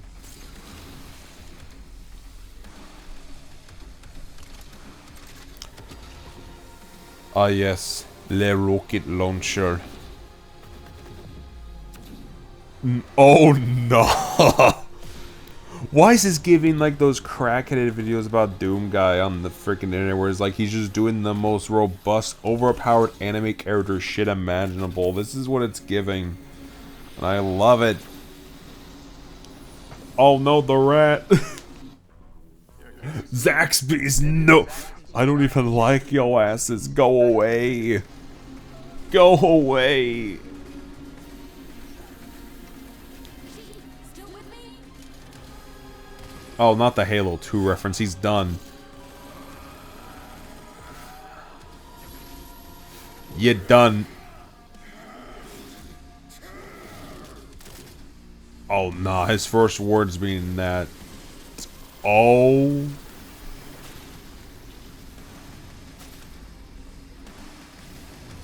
Oh, nah. That's clean. Okay. They posing on this man.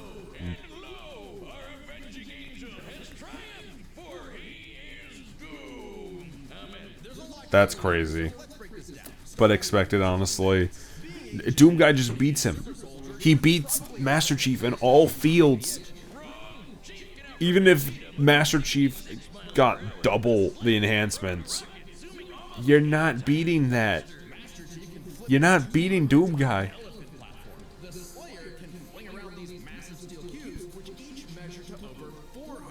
I don't even know about that one properly, since the elephant, at least when I saw the elephant, looked like a much more complicated machine. There'd have to be a lot more than just a metal hunk, but still, that's impressive. That's still impressive regardless. It has to be a little closer in terms of like the strength feat, but still, Doom guy would have to win, I feel.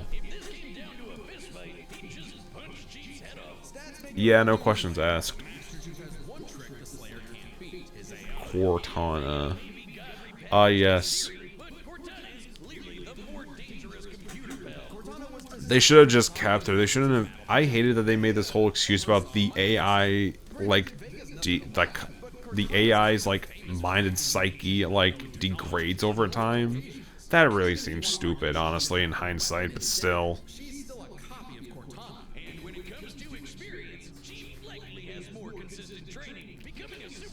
But Doom guy's literally been fighting the forces of hell for thousands upon millions of years, so actually get schooled, son. Yep.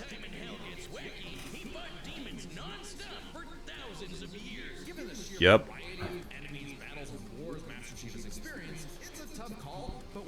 It's Doom guy. It'd have to be Doom guy. There's literally no way it's not. Especially since Dark Ages added its own things. Yeah, no, that has to be accounted for. The demons keep changing. Sure, same type, but they keep evolving around him. And Doom guy keeps beating their ass. So yeah, makes sense.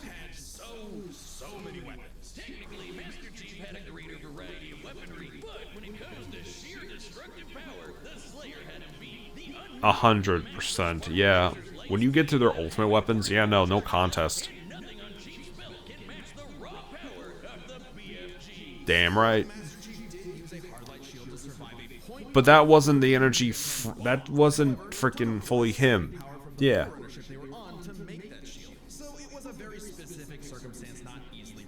Yeah.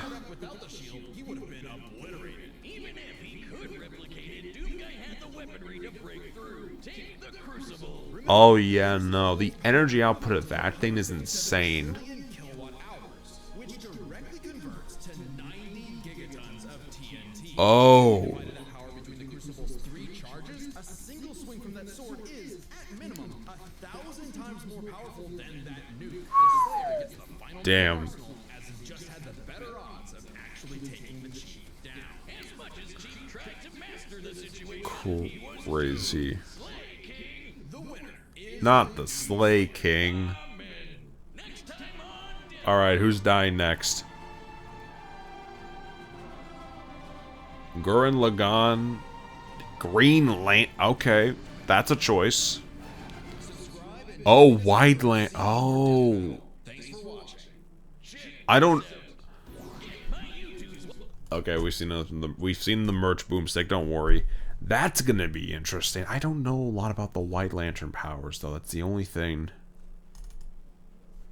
That is interesting to say the least.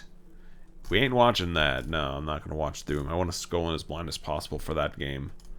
I will not be spoiled of Doom content again. You can't make me. Okay.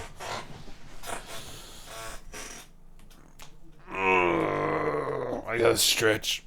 I gotta stretch. Yeah, no, just interesting stuff. What the heck is this? Marvel Television's Ironheart Legacy of Riri Williams. I'm not gonna mess with that. We could just chill with memes. I want to see this, but it looks like it'd be a little interesting. I saw this too. Yeah. Yeah, Hell of a Boss coming to Prime Video and everything. Honestly, cool. I know Vizzy-Pop's whole TV shows and her shows haven't really been like the most beloved with everybody, but I will admit at the very least, like, it has a fan base, and hell, it's a form of creative freedom being encouraged, and it's weird situation. I haven't even seen all of Has Been. I've seen like a couple of episodes, and then freaking I don't even know if I watched any of Hell of a Boss. I have no idea. But independent creator, kind of becoming more mainstream. Me interested. I don't know if I'll be watching, but hey, that's just me. What the hell? Yeah, that ain't happening. Also, Kaisenet. Yeah, I saw this too. You buried Harry Potter with that one. I have no idea what that is. Weird little story, but that's besides the point.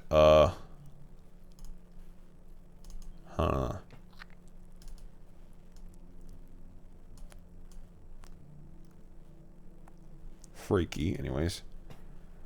Movies I thought were weird. There's a lot of weird movies. You gotta be more specific. Kaiju number 8, season 2.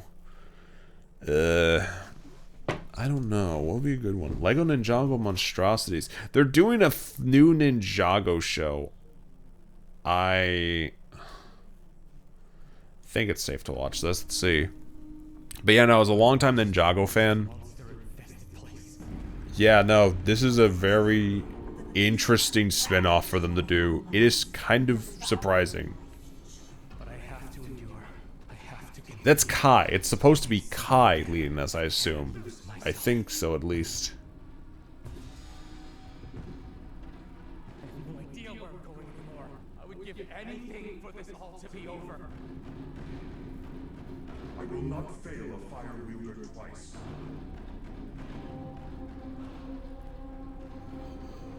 Oh my god. This is a wild take for this world.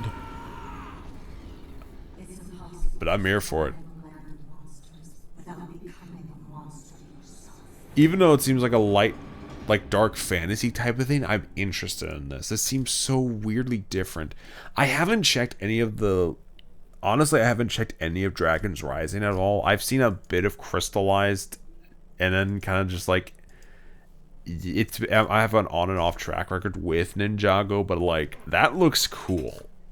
Like, as someone who's a fan of more intricate fantasy, That tickles my funny bone a little bit. I can't show that. No, they'll come from my family. No, I can't do that. What the fuck? What?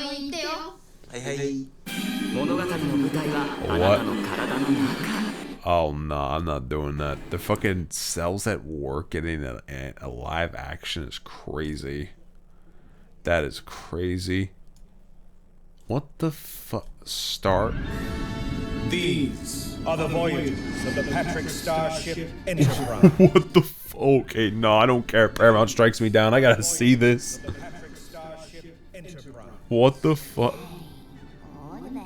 What's your status, Commander Cheeks? Everything's peachy. Commence nautical nonsense. Its mission unclear. Nautical nonsense. Hit it, Crabs.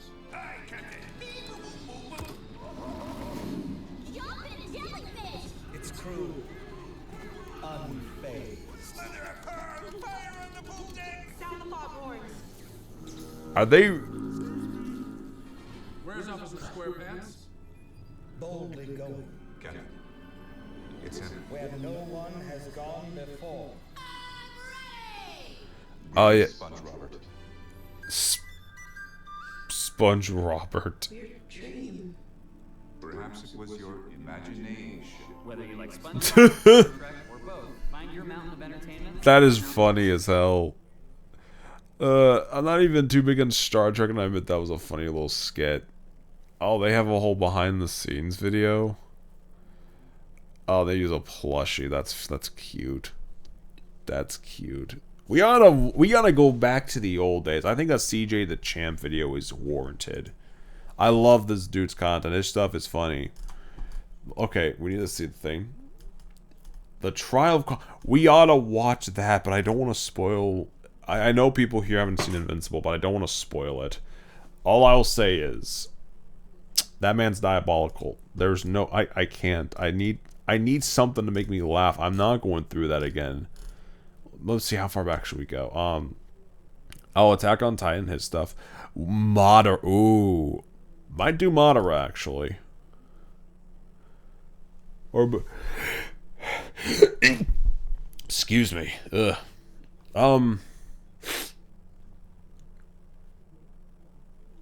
Let's see. Either him or Alucard. I'm kind of thinking Madara. Madara, I think, would be the more funny option. It's an earlier example, and also just like... Yeah, I don't know. Madara or Alucard?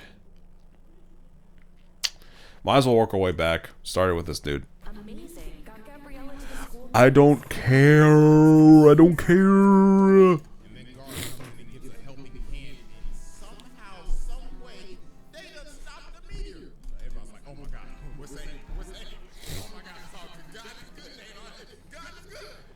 Uh-huh.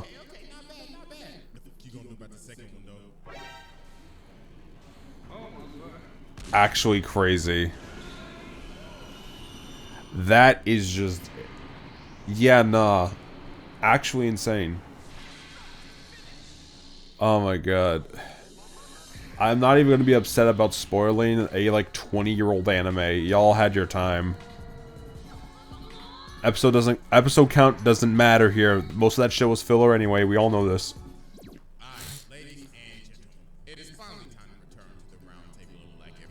Yep. Old school. Little retro exploration. Let's see what we got here.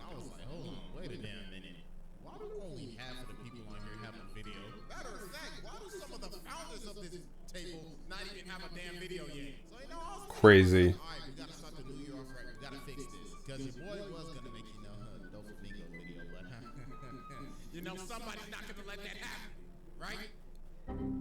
Yeah.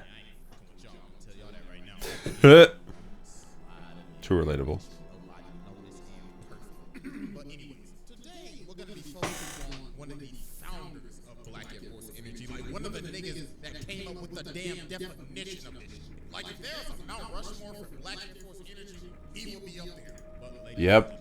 He is one of the biggest menaces in anime history. He is none other than the vice president of the Round Table of Black Air Force Activity. Uh-huh. Uh-huh.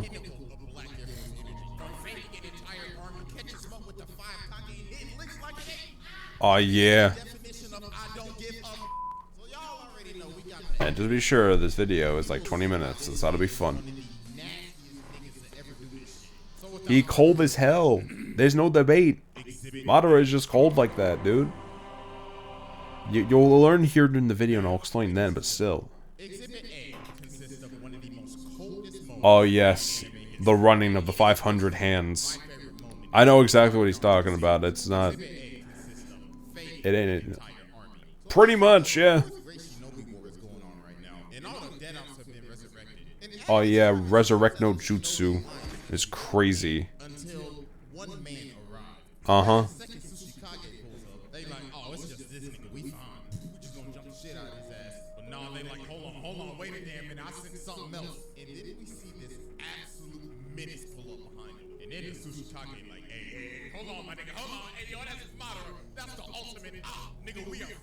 So everybody's like, hold on. I thought Madara was the dude in the mask that started the whole war earlier. But then we kind of figured out, yeah, the nigga behind the mask is the Simple Six Pass Obito himself. So yeah, boy, crazy. Right here. So Madara's on top of this rock just staring. Crazy. Everybody looking at him like, these bum ass niggas. Shit, I've been dead for a minute. I might as well get the bones loose. So Kabuto's little nasty ass snake ass is instigating right now. So he like, alright, show me some of that legendary Uchiha power y'all been hyping up. So Madara jumps down and he's like, I bet it. So this man is staring down an entire army right in front of them. And then he starts walking. And they like, oh shit. And look at her, she praying to Jesus right nah. now.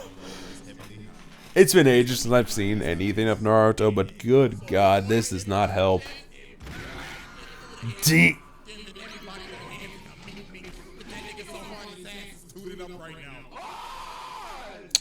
Sick.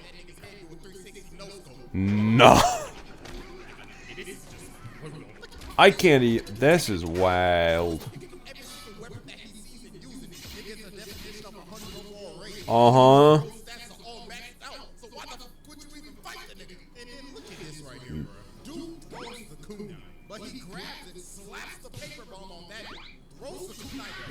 Oh. Nah. Nah. This was shit. This shit was crazy as hell. They dead ass be tweaking out here. Yeah. Yeah, no one insane would realistically. He throwing the fucking hands like that is insane.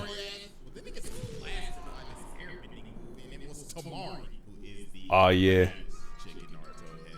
And then she says, don't underestimate me. But this man stands up on his feet and that shit up. Hey yo! Bitch should not just get all this damn dust on my drink. So let me Crazy. Oh nah. He no Sozin's Comet or anything, bro, just doing that at will. Crazy.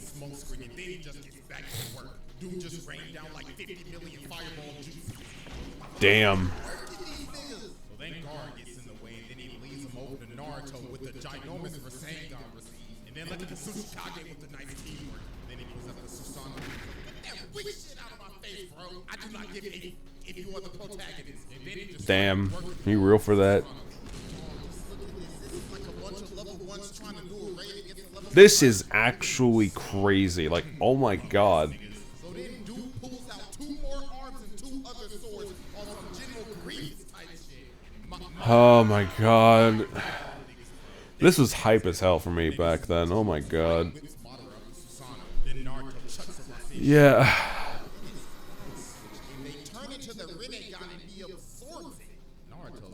Oh no. Hey, nigga, I'm the protagonist, so why the fuck is this shit happening right now? So Madara jumps up and starts talking. Because you will be. Yeah, bro, you've been upgraded to the max. All stats, maxed out, 100 overall rating. Niggas even got mods. So Madara's like, alright, you Jemuzu, I'm about to put y'all asses to rest. Warm-up's over. That's crazy. Ah, yes, the infamous. He pulled us. He's pulling the Sephiroth. Actually. Look up and this nigga that dropped a meteor on some Sephiroth types, boy that summoned the supernova. So everybody just got to step and niggas just skedaddling. Look at Madara. Crazy. We just gonna regenerate. Let the little peasants run like some bitches. Then the actually crazy. And then guard comes in and gives a helping hand, and somehow, some way, they just stopped the meteor. So everybody's like, oh my god, we're safe. Oh my god, it's all good. God is good, God is good. And Mato's like, okay, not bad. The fuck you gonna do about the second one? Yeah, nah, brother's done. That's crazy. Like, god damn. Fitting, very fitting. He.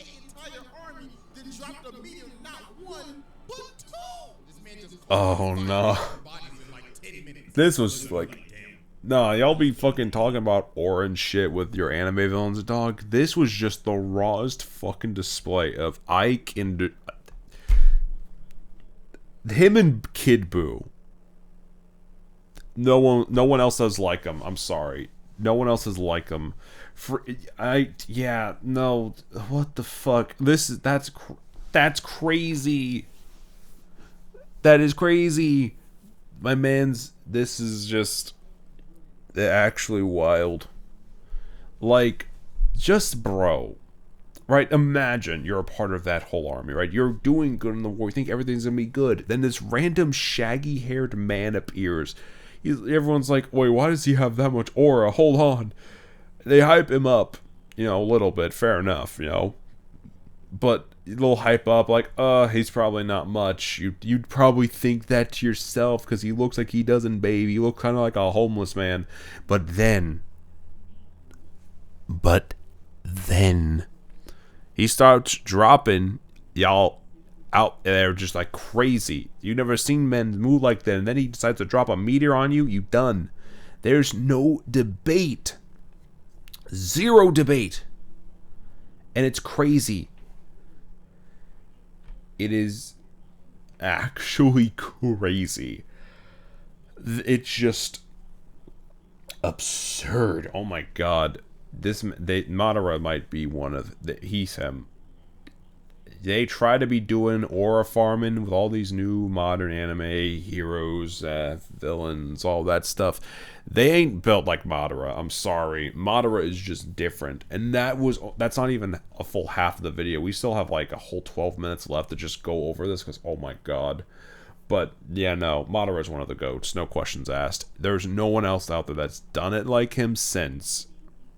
There's just, no contest. So, yeah, that was Exhibit A, and it's finally time yep. to move on to Exhibit B. Actually crazy.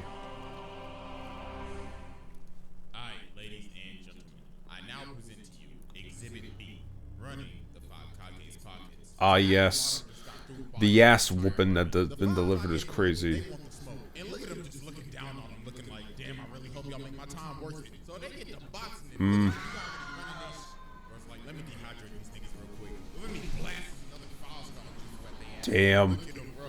They already passing out. Like, damn, it ain't even been a minute yet. Y'all niggas already Dog. So they get up and look at them. If they weren't... the plot armor was crazy in this fight. The 5 Hokage should have been killed midway. There was no way.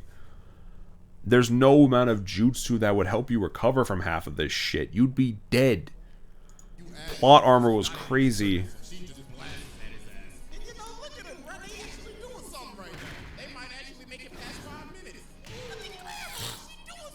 Mm-hmm.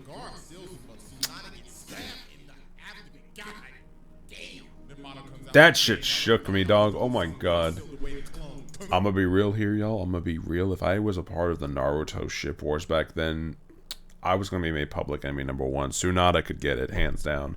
Like, I like the other female characters of the show, but Tsunade was just different. I love Tsunade. No questions asked. That shit shook me a little, and then what followed was just like, yes, mama, keep cooking. Because not gonna lie, she can cook. Look at this.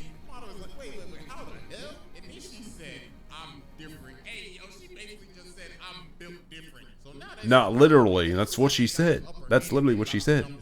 So as we can see, it's a 5-on-1 right now. But this man ends up making a bunch of clones and gives each person 5 clones to deal with. Nah. Shit, don't call this unfair, nigga. Y'all was doing this shit earlier. Y'all thought y'all was eating for a second, didn't you? So then after he makes the clones, this man says one of the most absurd lines you will Oh yeah. Yep. Susano or not? Wait a damn minute. You telling me that nigga you already broken this, but you telling me the clones can use Susano too? I'll just roll over and die at that point. Yeah, no, dog. How the fuck even? How? I thought crazy shit is. I swear they established there was a limit on that too. Like, you couldn't use your beast abilities with clones. I'm positive there was some rule that said you couldn't. Or at the very least, if you did, it would have been incredibly taxing on you. This man does it effortlessly. It is actually insane. Again, who's doing it like him? I'm glazing this motherfucker, but I'm doing it with good reason. It's justified. Like, yeah, no, dog. He should have... This should have killed them.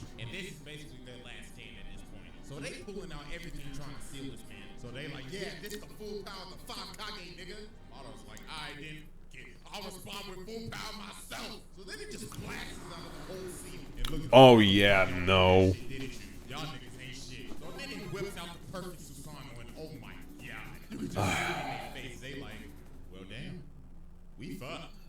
Yep.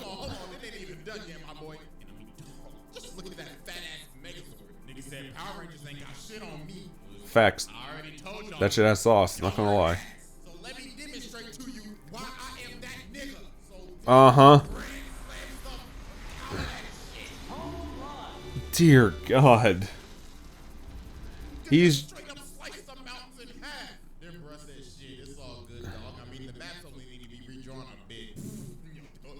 Nah, actually insane. They should be dead. I love Tsunade, but reasonably, they should be dead. So you know what? I don't feel like dying yet. On himself, and he is still here. He's like, alright, y'all, it was fun, but I gotta go get that with Naruto because I need that 9 tails. You feel me? So I'm gonna need y'all motherfuckers drop dead. So later on, Naruto, Kakashi, This motherfucker, he's him. He actually cast a Phoenix down in the story mode. Y'all have to understand that. That, in terms of Final Fantasy, Phoenix down is an item in gameplay, not story. This man cast that shit in story. Like, dog, what is he feeling like? It is kind of absurd in hindsight. Like, bro was a whole ass event. It was crazy. He was going crazy. I'm not gonna lie. Like, yeah, no, dog. Hold on, what happened to everybody else? And he like, oh, you talking about the 5 bum ass niggas that tried to jump my ass a minute ago? Yeah, sadly. Got a couple of blocks away. Call an ambulance because them niggas about to die. My God, bro, this man just bodied the 5 Kage with ease, bro. Oh my God. And he didn't kill him the first time they saw the perfect Susano. So yeah, Actually insane. Time to move on to our final exhibit. Exhibit C. Actually insane. Okay. Ladies and gentlemen, we have finally arrived to the final exhibit, and it is truly quite terrifying.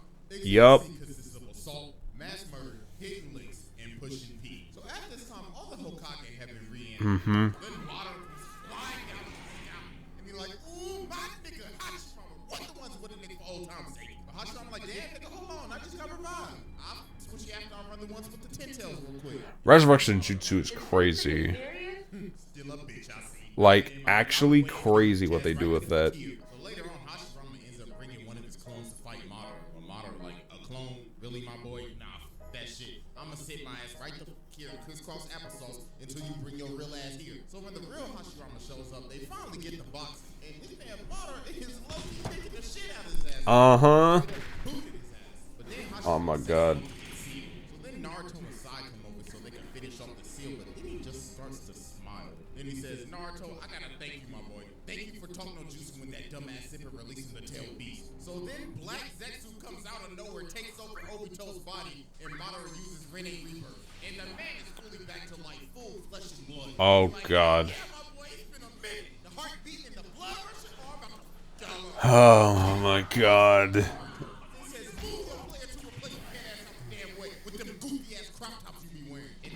Crazy.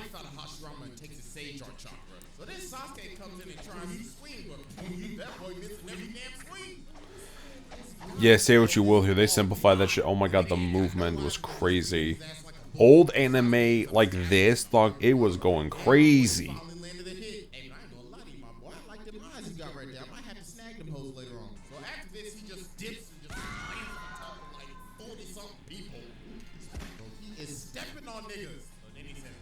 Nah.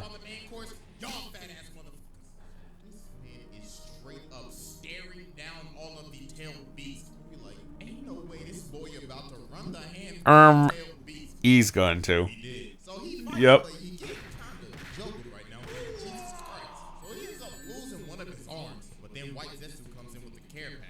Then he just straight up takes his arm, and he also had another gift for him, a whole nother Renegon. So this man just straight up opened his eye, and it just blasted every single one of them. Just smacking the shit out of there. Actually crazy. Chains on him, acting like he had pet smarter the nigga like, alright, time to check out. My God, this is brutal, bro. He is straight dragging their asses. It's the type that even make Peter mad. So then he absorbs the Ten Tails, and it also basically ended up killing Naruto in the process as well. So we can give him the title of protagonist killer. Yup. So while he's standing up talking to White, Oh my god. Oh man. Bruh. That is crazy. Racist ass is crazy. Bro is basically fed up with people trying to sneak him at this point. And Sasuke's really trying to cling to life right now. He's like, I can't die, not yet. And Madara really looking at this nigga like, shut your ass up. So then he just walks away right in front of him. So then Madara summons the Ten Tails. And this is where God. Oh nah. Was on straight timing. I mean, Lord, help. Help. So then he flies over to Obito so he can snag his eye. So then Obito asks Madara, what am I to you? And he's like, you dumbass simp. Nigga, you are a pawn. I've been using your dumbass ever since you got crushed by that rock. Now bring your ass over here and bring me that Damn. So then Minato tries to sneak him, but has anybody learned not to sneak this nigga yet? So then he cuts Crazy. Actually insane. Oh no.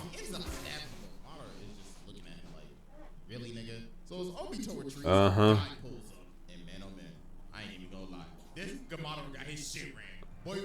Where was this dude earlier? Like, oh my god.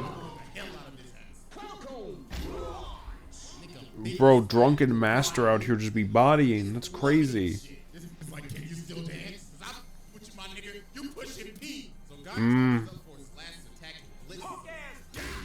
I deadass thought Madara was done for at this point. That's actually nuts.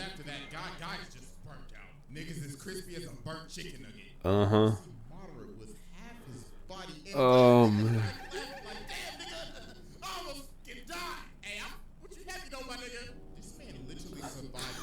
Is the face. No, that's an accurate reaction though, honestly. Every episode of this arc was worth it, honestly, for this. Like, come on.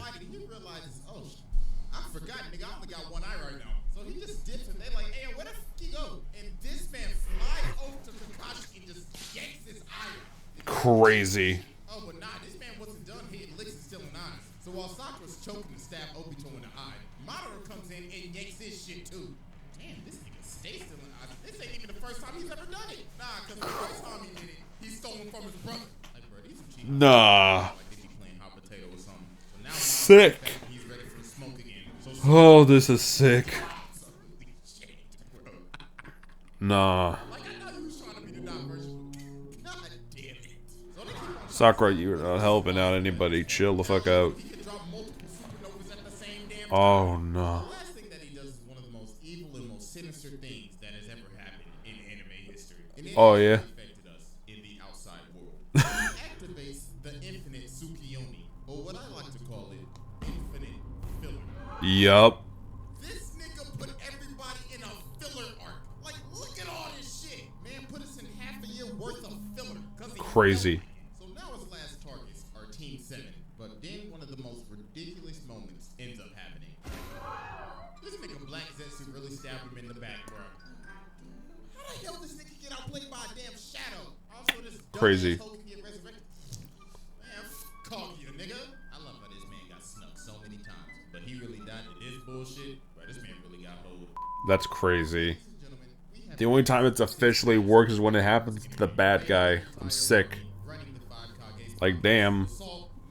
Like, bro, so many people got fucking impaled. You're telling me that he is the one that dies from that? Yet fucking Sasuke and Sakura don't? I'm sorry. I swear, sometimes the anime fights just don't make sense in that regard. Because, bro, half of the people mentioned here should be dead. It's crazy. I think we're good on the BAF for now. I think we're good on that. If we come back, we'll come back. But for now, I'm gonna peep some other stuff real quickly. Let's see here. What else do we got? I don't know if I'm back to the Switch 2 price. I think we all know how that's gonna go down. Man. Again, I want to do like a Doom marathon or something. Even if it's just those 3 games, or maybe we throw in a stream to play Final Doom, maybe some Doom 64. I don't know, something fun. That ought to be interesting at least. That game's never coming out. Oh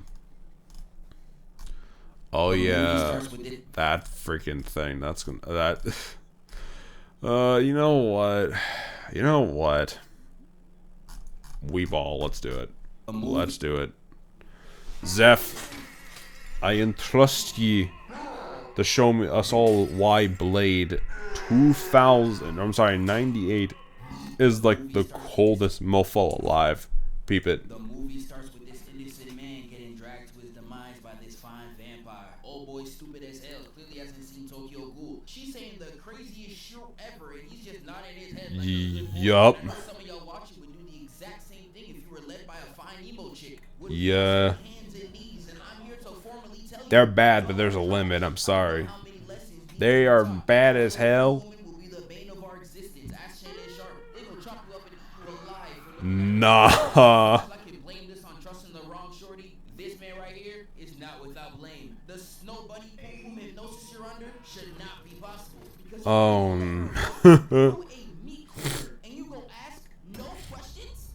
Yeah, nah. I mean, shit. Shit, you got a redhead on you like that? Fucking hell. Crazy. There are not enough redheads in this world. Redheads are beautiful. Yet, I barely see them anymore. What the hell happened? We got white boys doing coke, white girls hitting the worst dance moves you've never seen. This a typical rave, I can't hold you. And our main character tries to join the party only to get done like queso. Damn. Crazy. Damn. Until the DJ on the booth says, and blood starts raining down from the sprinklers. Oh yeah, nah.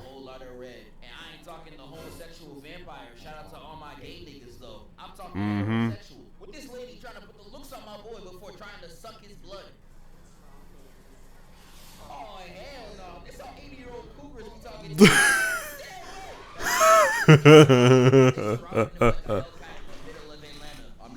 Oh nah.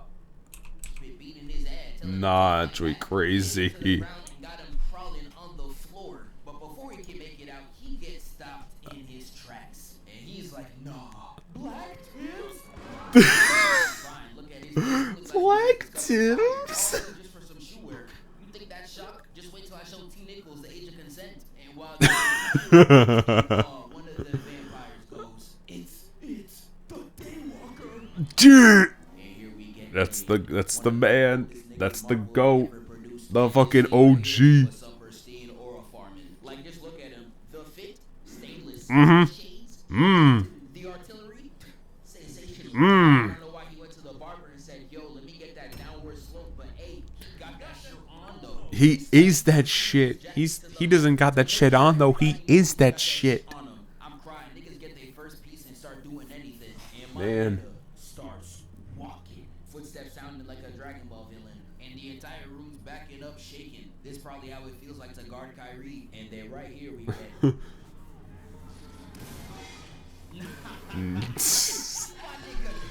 Damn. Oh my god. Everybody running around like that one nigga in the 2016 files. Doing nothing but going crazy. Double pumping everybody and they mama in the room. No Daquan. You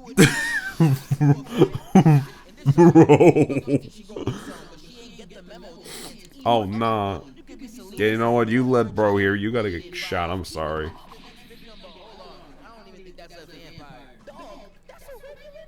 No.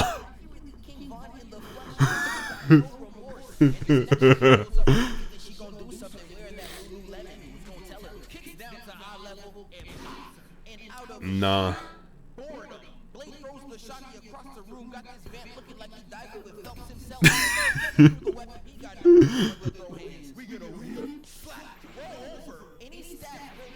Nah, this Zeph fucking just is. Zeph is quick and consistent with the humor. It's gotta be commended.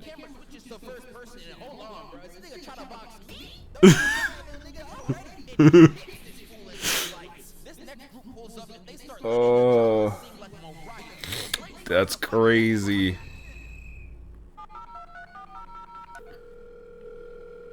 Dr. Umar Johnson?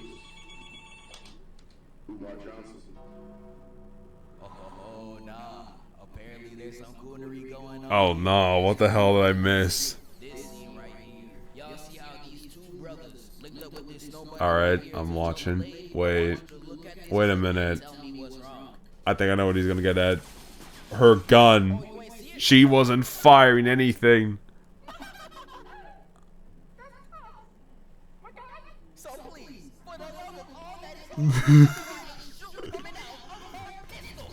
It appears you've been stupid.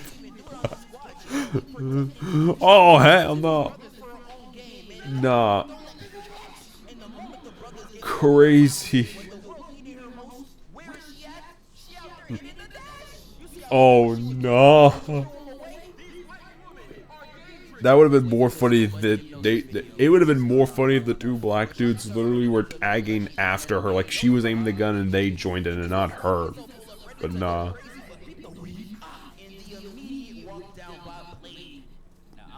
Crazy.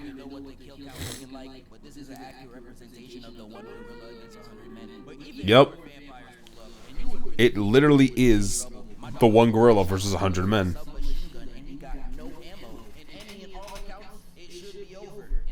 Bro got that esports PC ready. He about to cook.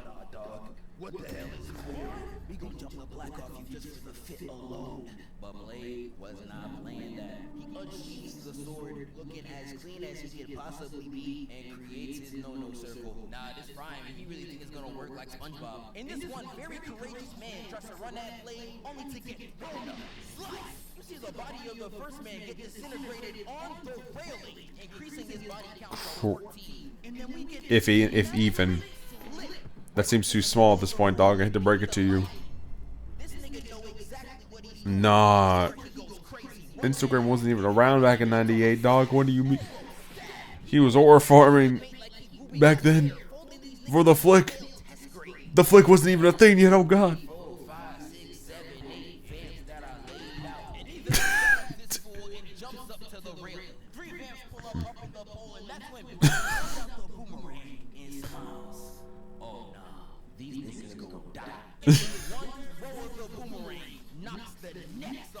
Crazy.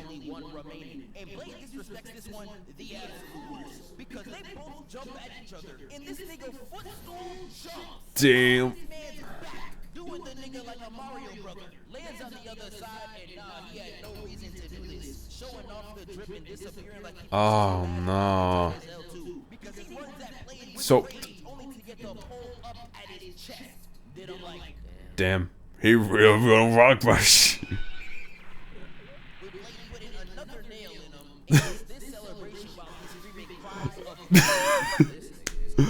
No, he is. But we love to see it. This is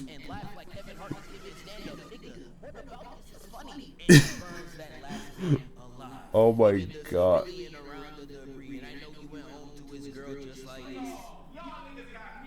Nah.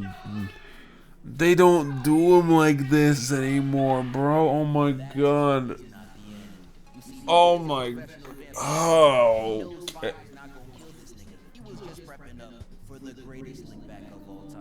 Damn. They don't do them like Blade. They don't make action films like that anymore, dude. It's crazy. Oh no.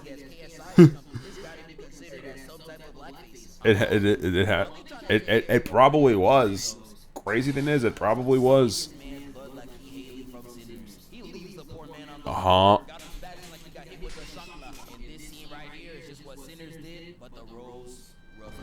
Crazy.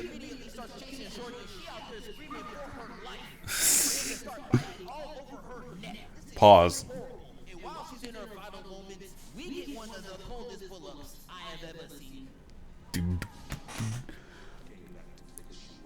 Oh.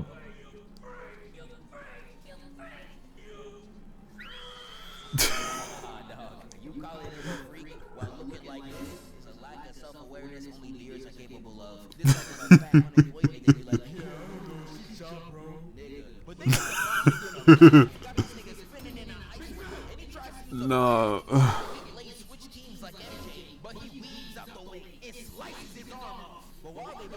Oh my god. Immediately started spraying with no questions. Like, look at her. I know she got the craziest string of slurs ready at her disposal. But when they done spraying, it's the funniest scene in the whole movie. But while that happened, KSI jumps out the building and runs away, and we get this incredibly shot scene where Blade has to choose between the shorty or going after the vamp. And thankfully, our brother chooses the chocolate sister. Yup. There is so much great stuff I can talk about, but man, ain't nobody got time for that. We just gonna skip to the final battle. And this Fair. one of the hardest final battles I've seen. It is cold. It's cold.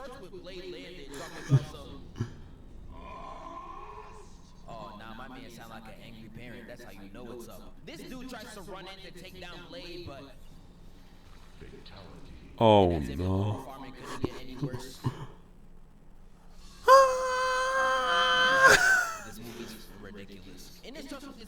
This man really just wanted to be the coldest motherfucker alive and used the excuse that, oh, it's a comic book movie. We got it. Like, dog, that's commendable. Wesley Snipes, we was on that shit.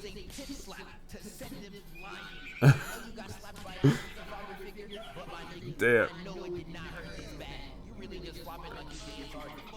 Crazy.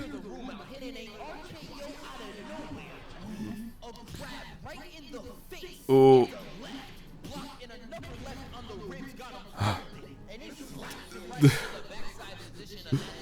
No. Oh no. This was cold as hell.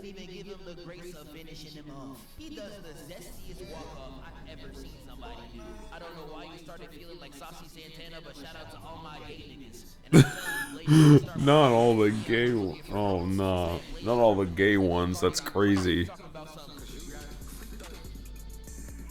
Oh, he just straight up ripped out his throat.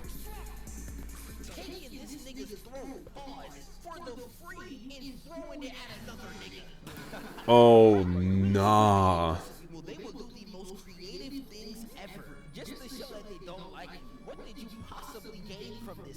Exactly. That's funny.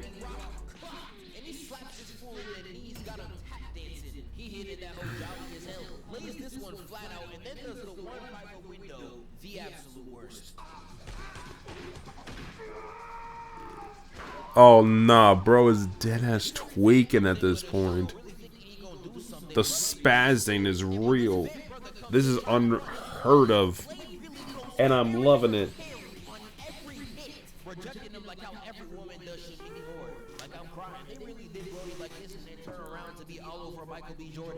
Nah.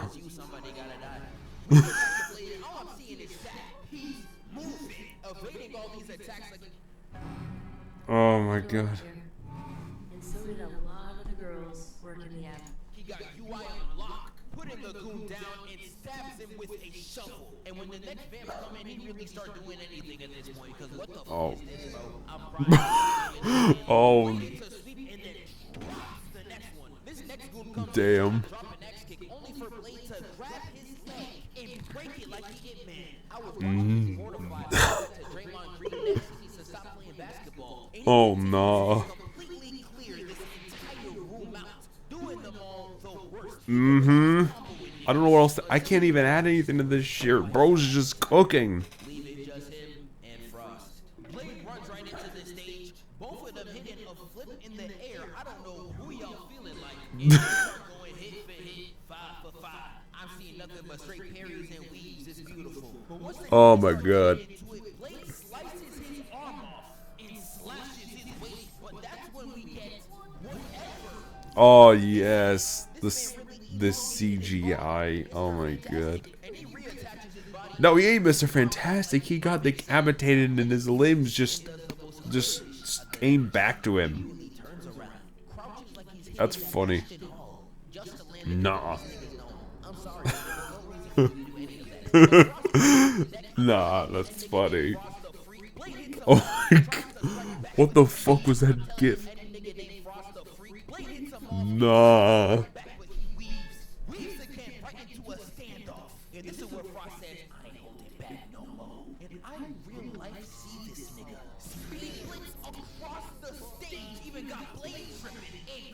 Nah, I'd be tripping too. that clip from Friday is funny, so I love it.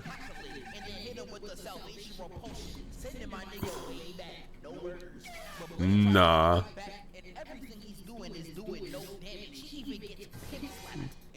Nah. Some of the craziest aura farming I ever seen, just so we can get his win. He really throws his sword up perfectly in the crevice to knock down the vines he needs right into his hands. And he hits this crazy pose on the floor like he's part of the EU force. But he throws one fire into Frost, and for Oh, that's. this causes Frost to completely lose his cool. And he jumps at Blade in the zestiest way possible. No. Not the tickle monster. And he leaves Frost in pain, looking up at the sun like that one RDC skit.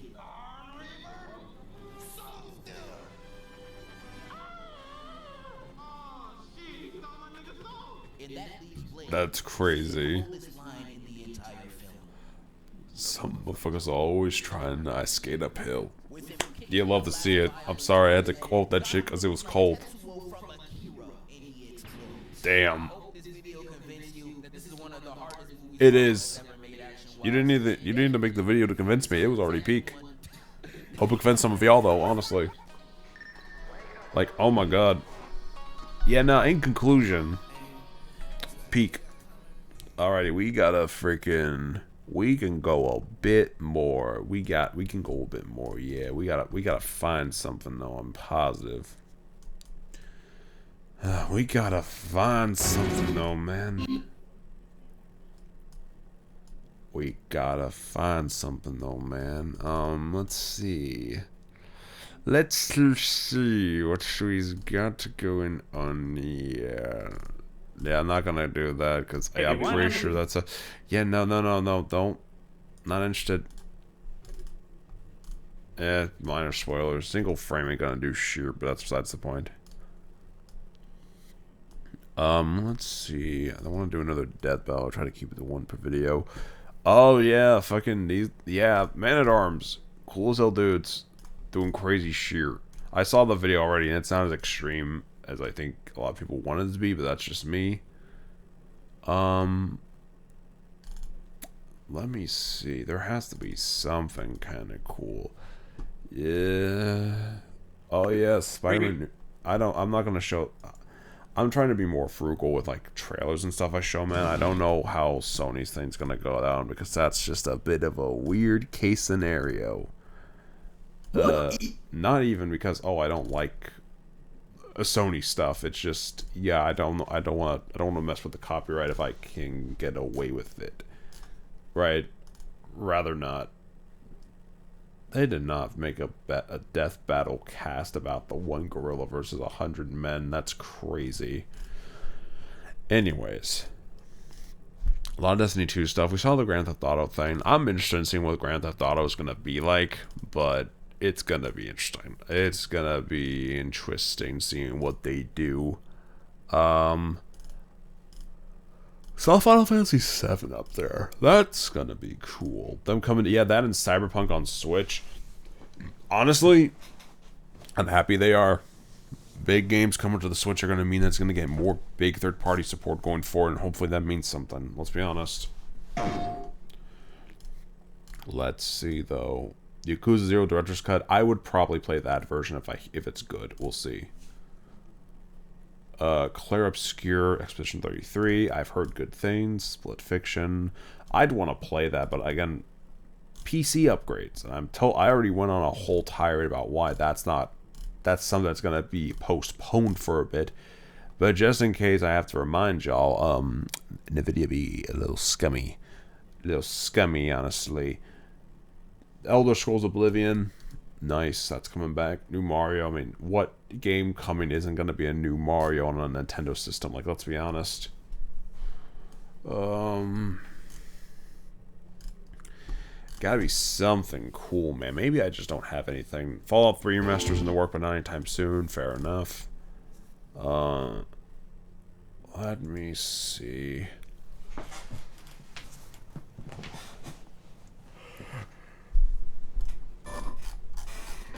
Okay, let's see, what do we got?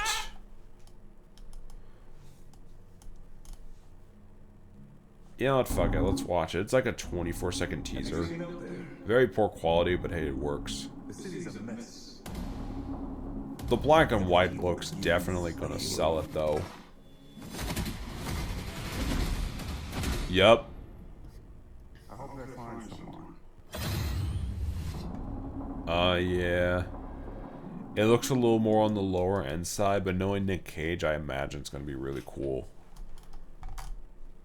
That's cool. I'm excited for that show. I mean, they're actually doing something interesting with the Spider-Man IP besides going in and making spin-offs about the villains. We're getting a TV show about Spider-Man Noir starring Nicolas Cage. That ought to be something crazy. I mean, it ought to be something crazy. I don't know what else you'd call that. It can't be mid. In no way. Ain't no way. Ain't no way. Freaking,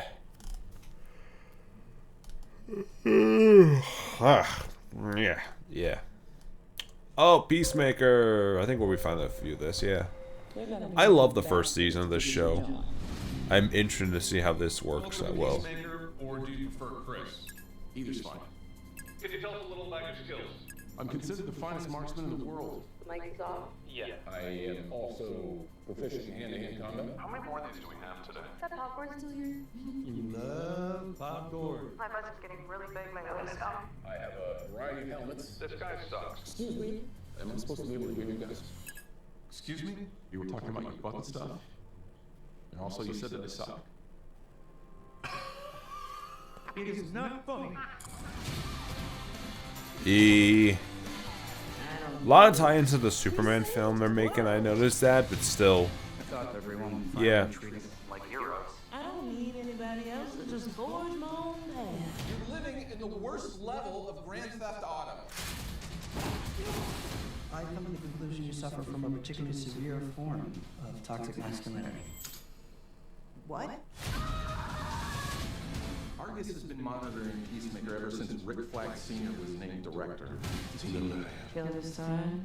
Yeah. Peacemaker. Mexicali, you scan for any anomalies throughout that house. Pony Boy, don't let him out of your sight. Titties, I want you to take the front door. Encino Man, you take the back door. Got it? Yeah, but not the fucking names, dude. You can't just call us that. Where do you think we are? Fucking Berkeley? Okay. We haven't always been great people. But we are the 11th Street Kids. No one will ever break us apart. Yeah, no, that is tight. I'm not gonna lie. Ready for the next adventure, pal? That's gonna be cool. Peacemaker was awesome. I love seeing that. Aw. Who the fuck are you? We got multiversal shit in here, it seems. Okay, interesting. Very interesting. Okay. I thought that said something entirely different. I'm not going for it. Anyways, the fucking Mario Kart, I'm dead. Yeah, I talked about this, I believe, a bit back. Ananda, I believe. I'll put it on, yeah. Might as well. I'm interested in this. Like, okay, I only have a little bit of experience with Zenless Zone Zero, and I'm honestly more interested in the characters than I'm in with anything with gameplay, but this one seems interesting to me. This one actually seems like an interesting title to me. Like, there's a lot going on in it. I don't know, I'm interested to see how this actually ends up going down, honestly. Like, big open worlded game, basically GTA 6 before GTA 6, but anime. And super anime. I'm liking that there's more of these anime style games that are much more flexible with their animation, like Zenless is. Dangers on the horizon. But you know, the thing that keeps us united. I looked at this at a previous stream, but from what I gathered, big open world, just like take an element of every open world game, like Spider-Man, you got a gunplay, stuff like this. I'm very curious about how this ends up being received, and I wouldn't even mind playing it, because honestly, it's intrigued me a little bit, I'm gonna be honest. Who knows? It's also got a good vibe too, I'm not gonna lie.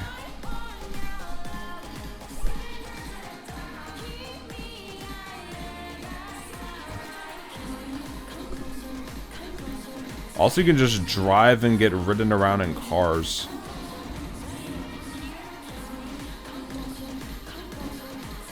It's definitely ambitious. I'm curious how much of it actually is going to be something they do for launch or not, but yeah, it's got my attention. It has definitely got my attention. Rule-breaking urban open world. Pre-register now. Yeah.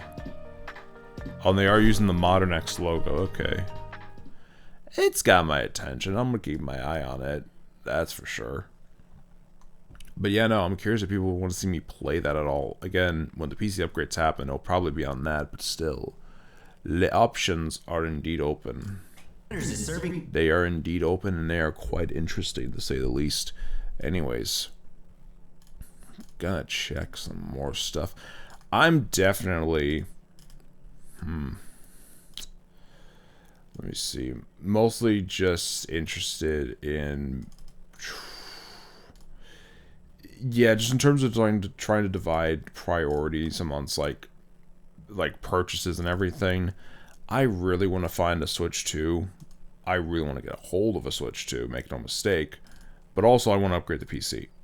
Those are like the two big priorities right now in terms of upgrading the setup, and then afterwards it's going to be working on a proper VTubing model. Because that is actually going to be worth something in the end. And hopefully it'll make everything else a little more interesting to boot. But I've had a model, at least in somewhat of a made state, like a live 2D model made in a particular amount of stages for a good few, like, months, several months now. And I want to get back into it to make more of it, but I'm scared of doing it with this because if I do it on this PC, it's gonna either tank game performances, and realistically, I'm not gonna get that far on games with a 5-year-old PC, or I'm not gonna be able to do much with it. And that is not really that fun for me personally, so I'd rather just say, you know what, forget it, just hold out on it just for a bit, and then we'll make it worthwhile in a little bit. I'd rather make it worthwhile in the end than rather rushing it. Honestly, it will come in time, but it's not now. I just can tell for a fact it wouldn't. Let's see. Oh yeah, this. I got jump scared by this trailer thinking that this was a God of War collection or something, because oh my god, that was... They give 20 years of God of War, a tribute to Kratos. Literally thought that was a trailer for a God of War collection or something. Like, actually, kind of crazy. Street Fighter 2 Overwatch, or Street Fighter 6 Overwatch announcement.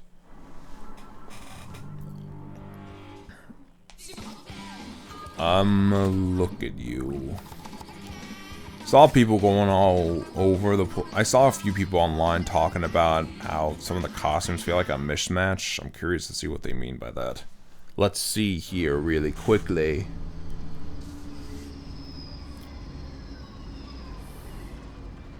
Overwatch X Street Fighter 6.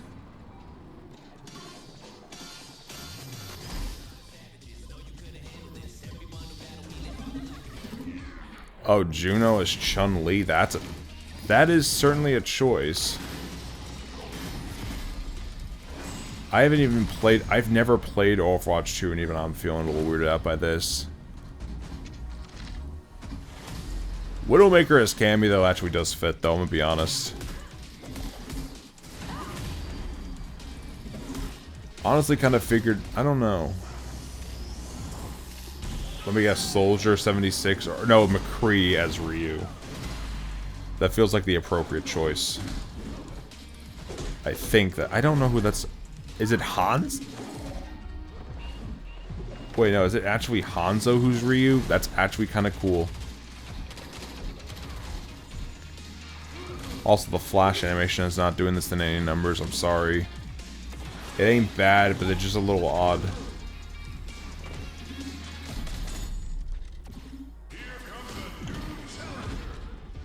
Oh, we got our Ah, yes. So they definitely got this. Okay.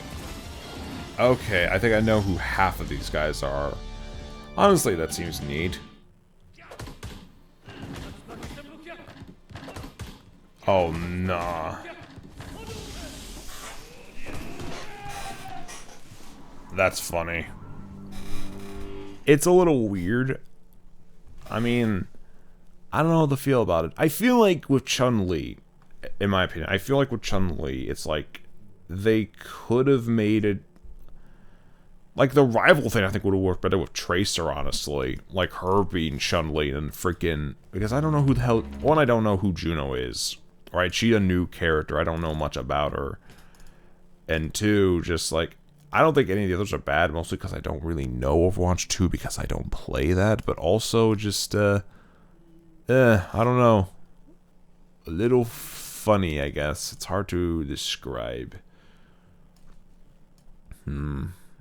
Cartoon Network for massive comeback. Oh yeah, weren't they like shut down for a good bit or something? The Studios headquarters shut down. The channel has aired almost no new original cartoons in years. Zero announcements. Everything has been dead for a while, but our patience is finally about to be rewarded. Here's what you need to know. I'll look that up another time, but I mean, yeah, cool. What's this? Ooh, Fast Running Man game. Ooh, interesting. Sonic Hedgehog vibe, incredible.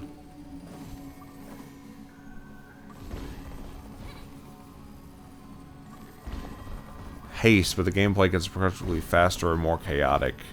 Haste. I think I saw something like this. Wasn't it made by like a couple of dudes, like for an indie thing, and it kind of just an indie contest, and it just became like a bigger game because of just scale? Because oh my god. Yeah, no, that's cool. That's actually kind of cool. This is a 5-minute video of this. Yeah, just running around the fields. I wouldn't mind playing this, but I feel like if I ran too fast, my PC would blow up, so I'm not gonna try that. I'm not yet, at least. Eventually.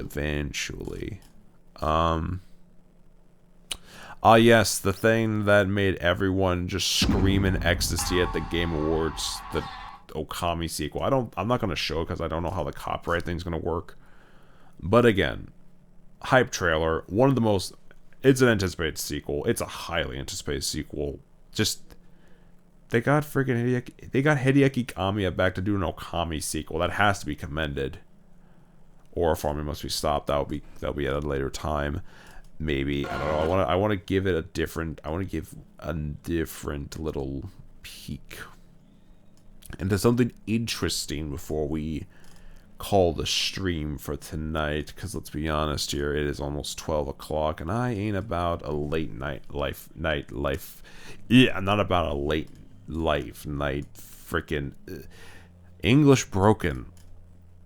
That's why I want to end the stream soon. English is broken. English is broken, and it's not fun for anyone. Let's see here.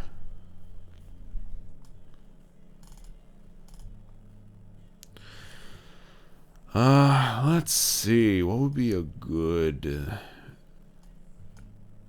choice for this? We can't watch anything Vigilantes. Toei's gonna claim my fucking stream. No questions asked.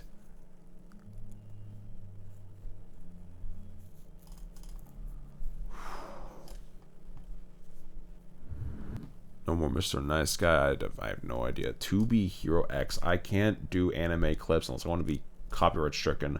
I think I can show like material like posters and stuff, but I can't show actual trailers.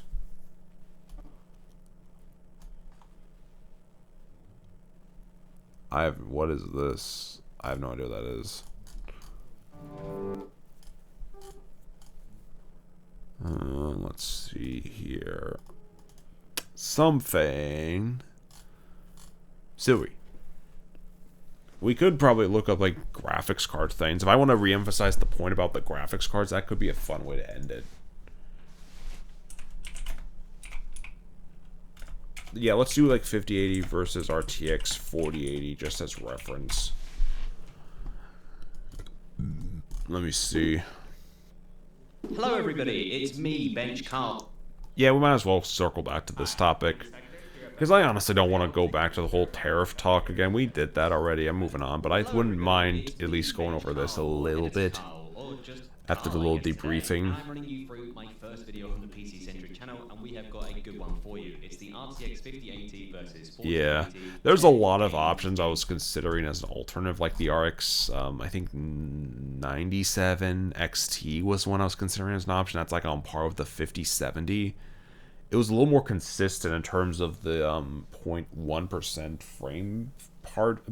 I'm still trying to learn about the whole thing with the new graphics cards and everything, but still, it is definitely... It was kind of on par with the 5070, and it didn't seem like that big of a downgrade, so definitely not going to do that. I will probably do a 5080, but still. Because of course you do. Yep, makes sense.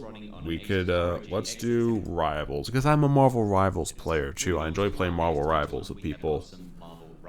This game actually looks really fun, but in the settings I do want to make sure that you do have your NVIDIA reflex latency turned on, and I also want you to make sure that you are turning off global illumination and reflex from lumen just to regular screen space reflections and illumination. Let's try this. So, yeah, there's a notable increase in a game like Rivals, probably because the game is simple and it's really well optimized for the most part, except really taking up a good chunk of RAM. Because, damn. But, like, graphically wise, yeah, no, I can get away with a lot. Average 1% lows, that's what I was talking about. Like, the lower end for, like, the frame rate in terms of dipping. Let me know in the comments down below, what is your favorite superhero, or who's actually... The running animations for some of the characters makes it feel like the game was supposed to be faster. But I got too chaotic, so they couldn't do it. Skip Fortnite, Horizon, Starfield maybe. This one I feel like would be much more comparable, because this game's a PS5 title. Like, big budget PS5 title. This is a really good game. If anyone has a PS5, I'd recommend buying this. Don't buy it on PC unless your thing's already at a very high level, because you might run into issues playing it. But other than that, yeah, go play it on PS5 if you can. Yeah, 33. That is a big step up, and the average increasing by just shy. Now I assume, yeah, this is on normal, and I assume they're not running with the DL. Are they running with DLSS? I think they might be. Or if you wanted to, turn on some ray tracing, because this game looks pretty good, and there is some really nice reflection to be seen. Local foost.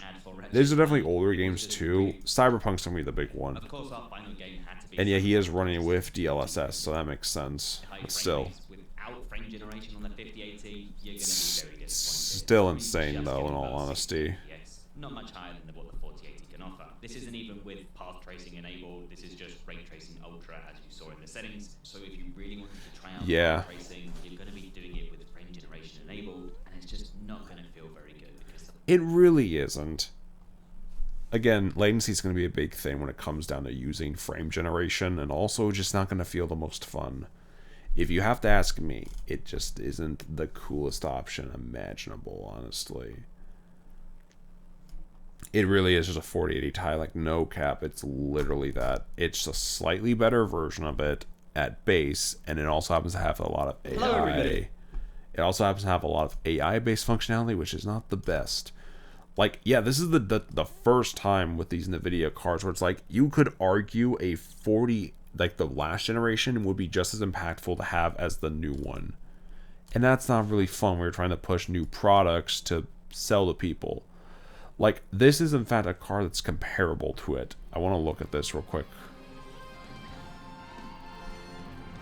Let me see. Okay, better here. Rivals is a game that makes sense to have it run better regardless, but still. Yeah, even then. Here, something like Warhammer probably be a more closer example. I assume with the DLSS, right? Or I have no idea.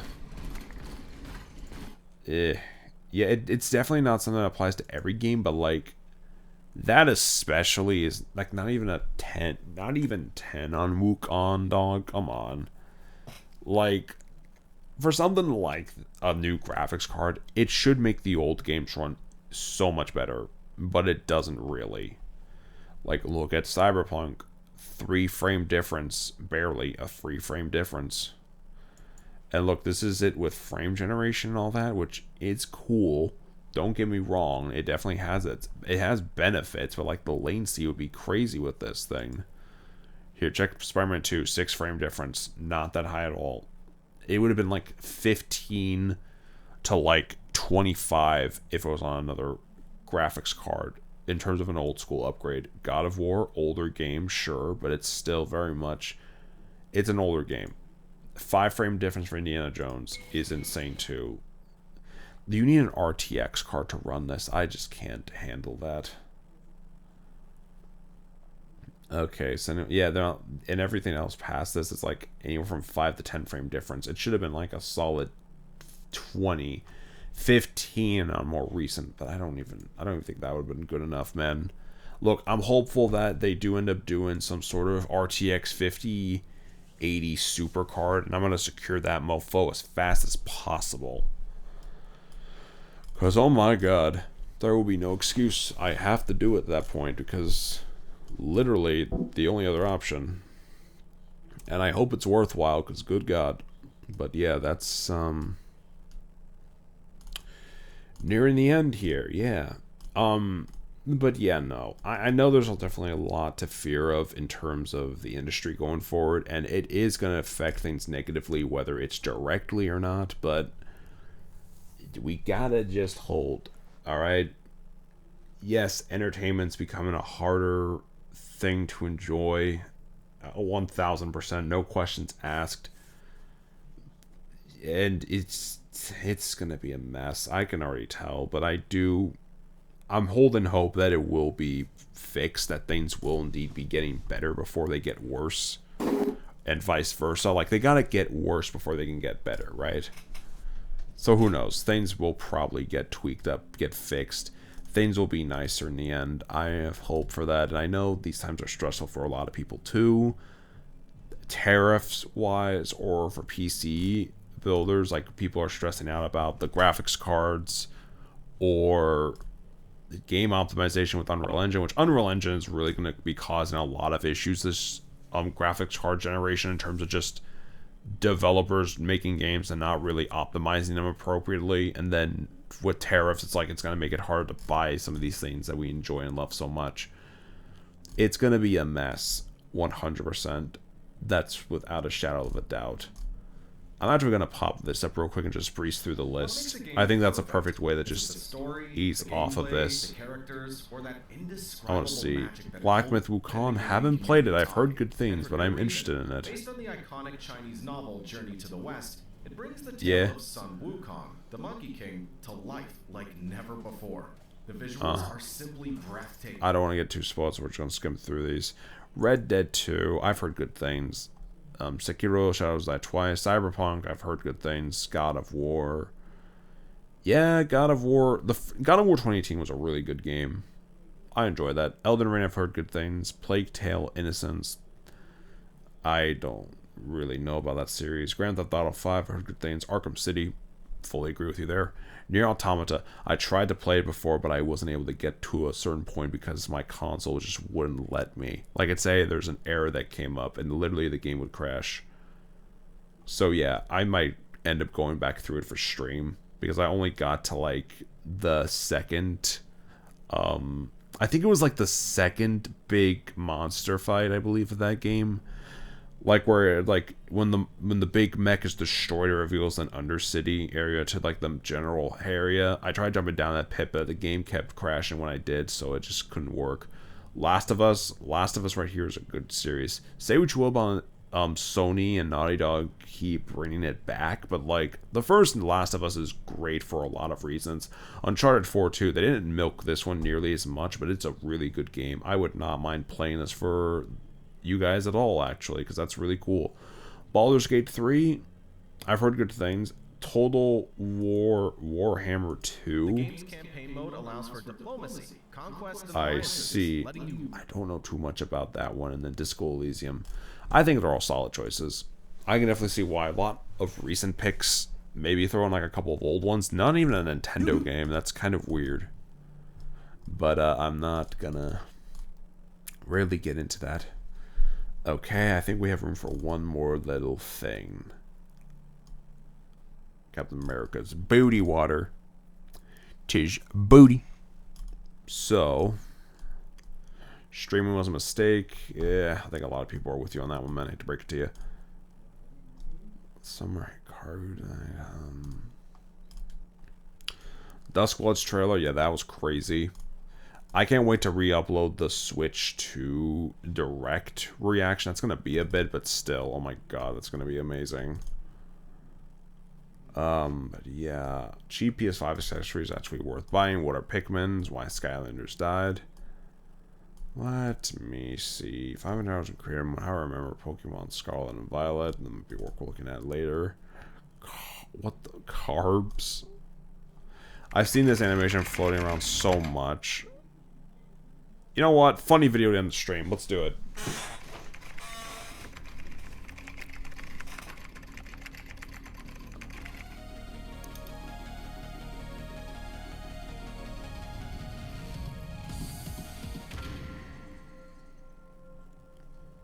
Ah.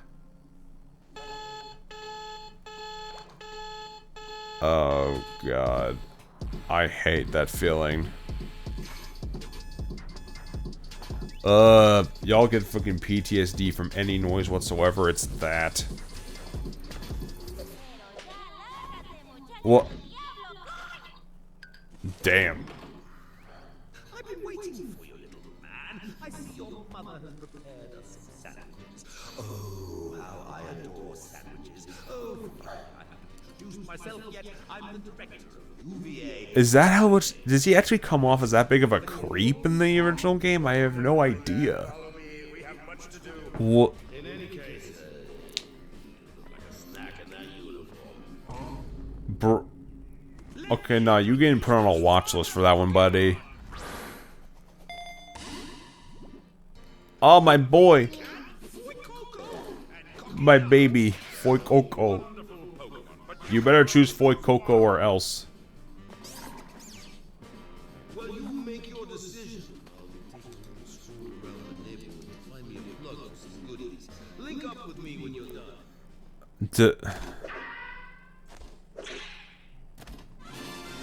Ah, yes. Base. Damn. Oh, I see you met my plug. Will I be your new classmate, Nimona? Pause. Hey, so you're the new student, right? Nice to meet you, bro.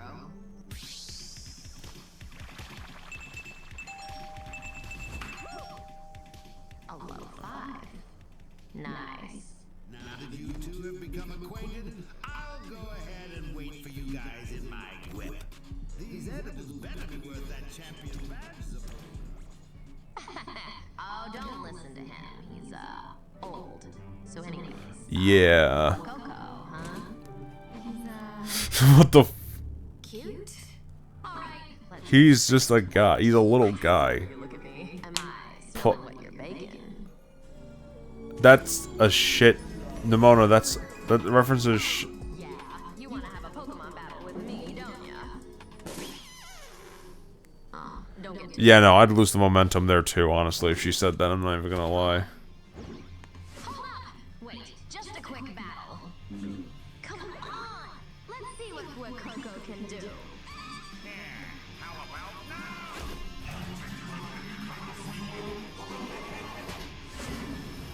Damn.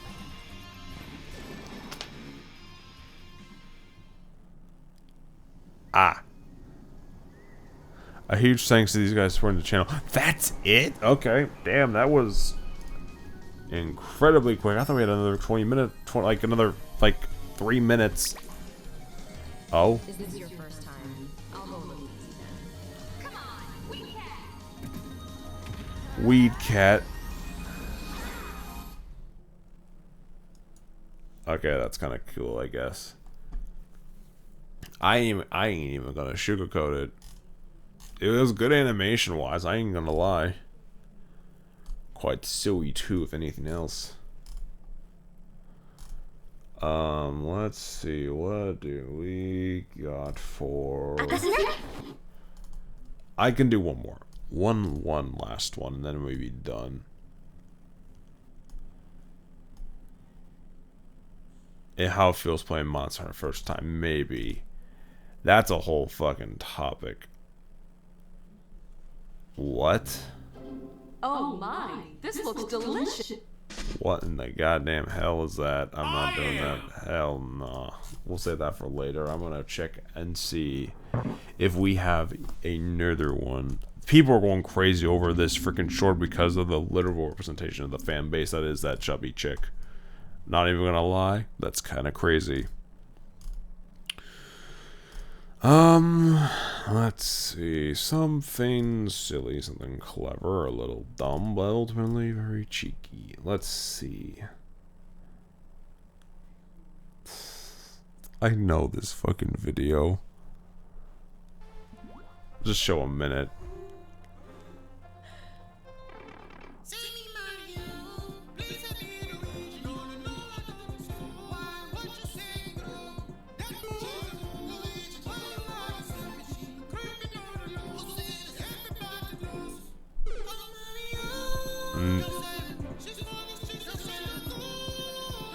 Nah. I can't do it. I'm sorry. It's the saddest thing about this. It's by illusion when the truth and concentration. That's funny. It's cringy, but it's funny. This might be good content. Let's see. Terminal montage. This dude's funny as hell. Yes. Ye good old classic Mario Kart. This man is funny. I promise. Like, peep this.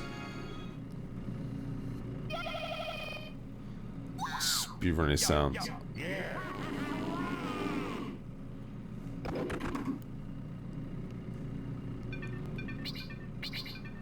buddy, how's it going? Dog. Alright, peep this.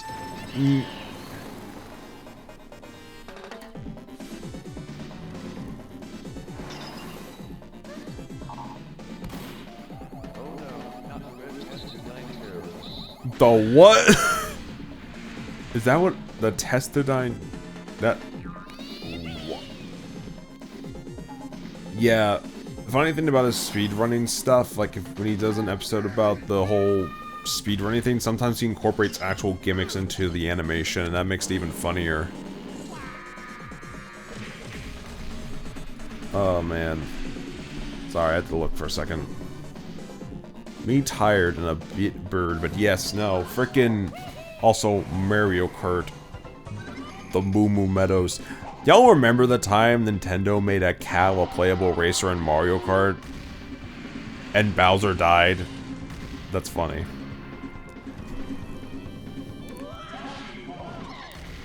Get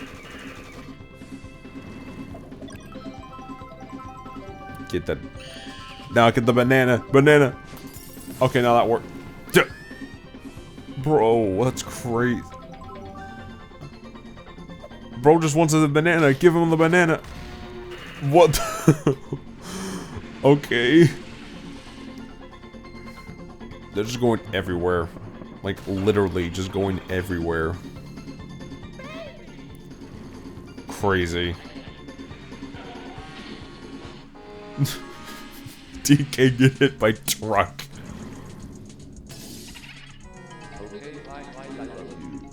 Aww. Oh, it's crazy.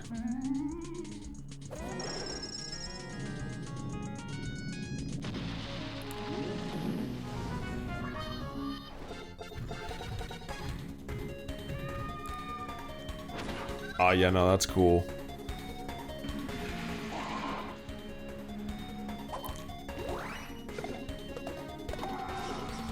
You played yourself. Literally.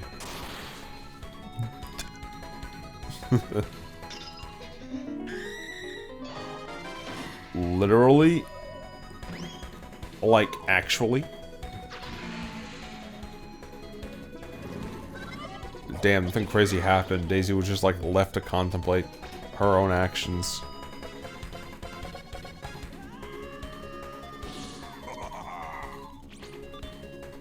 Nah, that's cool. Oh.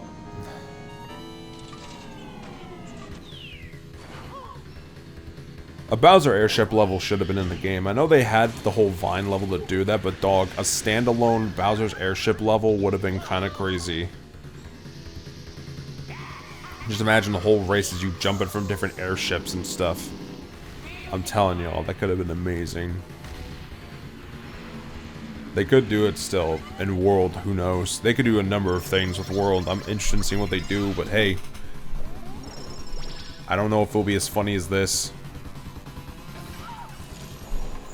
Oh, nah. Not again. Not again. Oh, fly. Oh, no, not Lee. What the? Annie, what the fuck? Funky. Oh, nah. Crazy.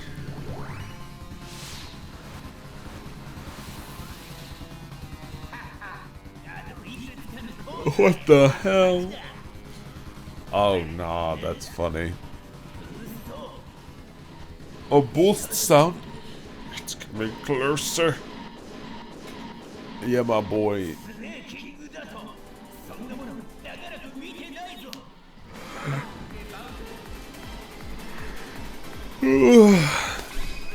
Alrighty then. 'Tis time.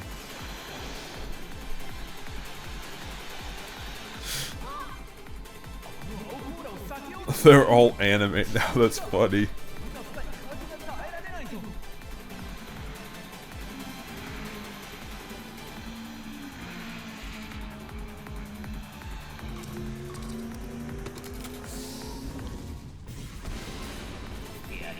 Even with the steering assist turned off, there's no way he can outrun a blue shell.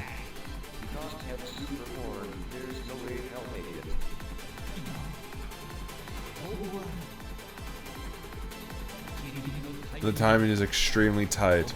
The blue shell stops spinning for about 2 frames before it swoops down. There we have a 3-frame window to activate his mushroom before the explosion.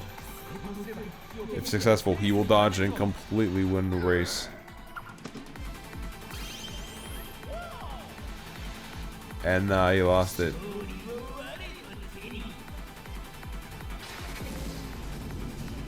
Damn. He can still make it. He can still make it. Bruh. Why you... Man, Bowser, why do you gotta be a petty asshole, man? Ah,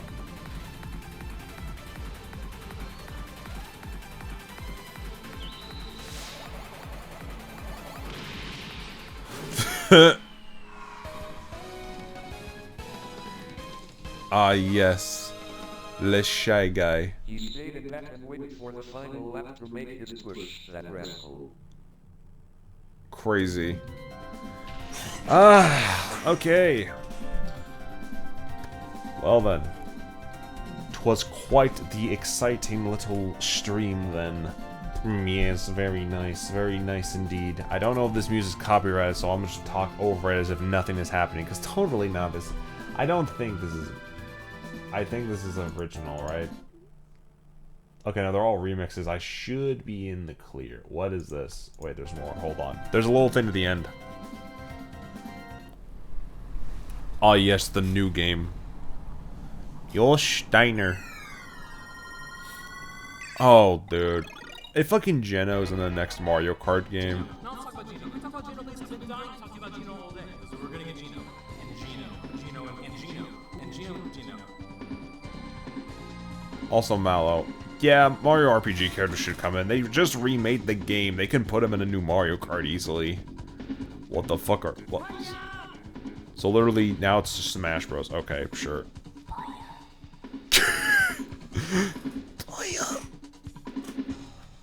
Okay, that's kind of funny and cute. Alrighty then. I don't really like committing things. Yeah, we're done. We are done. I am tired. I need There were two guys. So, everyone, ladies and gentlemen, I've officially waned the flag. I am done the thing. We are finished. 4 hours of streaming, 4 hours chilling out. I hope everyone who's come by has had a good time. Now, obviously, this is different, to say the least, but hey, I wanted a quick little easy thing to restart things, and Thursday we will be coming back with Xenoblade X. The plan shall be Xenoblade X on Thursday, hopefully either at 11 a.m. or 1 p.m. depending on how things go. It might be later. I don't know. I don't... Look, if I say it on here, chances are it's not a guarantee if I'm gonna do it. But hey, it's better I say it on here than never say it at all. So, you know, y'all at least know. Y'all at least will know. The hope will be Thursday, Xenoblade X. Sunday, Astrobot. I think that's a fun little way to start us off on that. Very chill, very relaxing. And what happens the week after, we will find out. But that's going to be it for me for tonight, guys. I hope you all had a fantastic time. Hope you all had a very relaxing time with me. Hope you enjoyed hearing me ramble about stuff. And hope you all consider sticking around. If you enjoyed, maybe consider following so you can keep up with me and also check out future streams if you guys are interested, of course. I'm tired beyond belief, and I hope you all have a great rest of your night. And if I don't catch you guys tomorrow, by some miracle or by some incoincidental misgivings, then I hope you guys have yourselves a damn good one. Take care and have a great rest of your night, guys.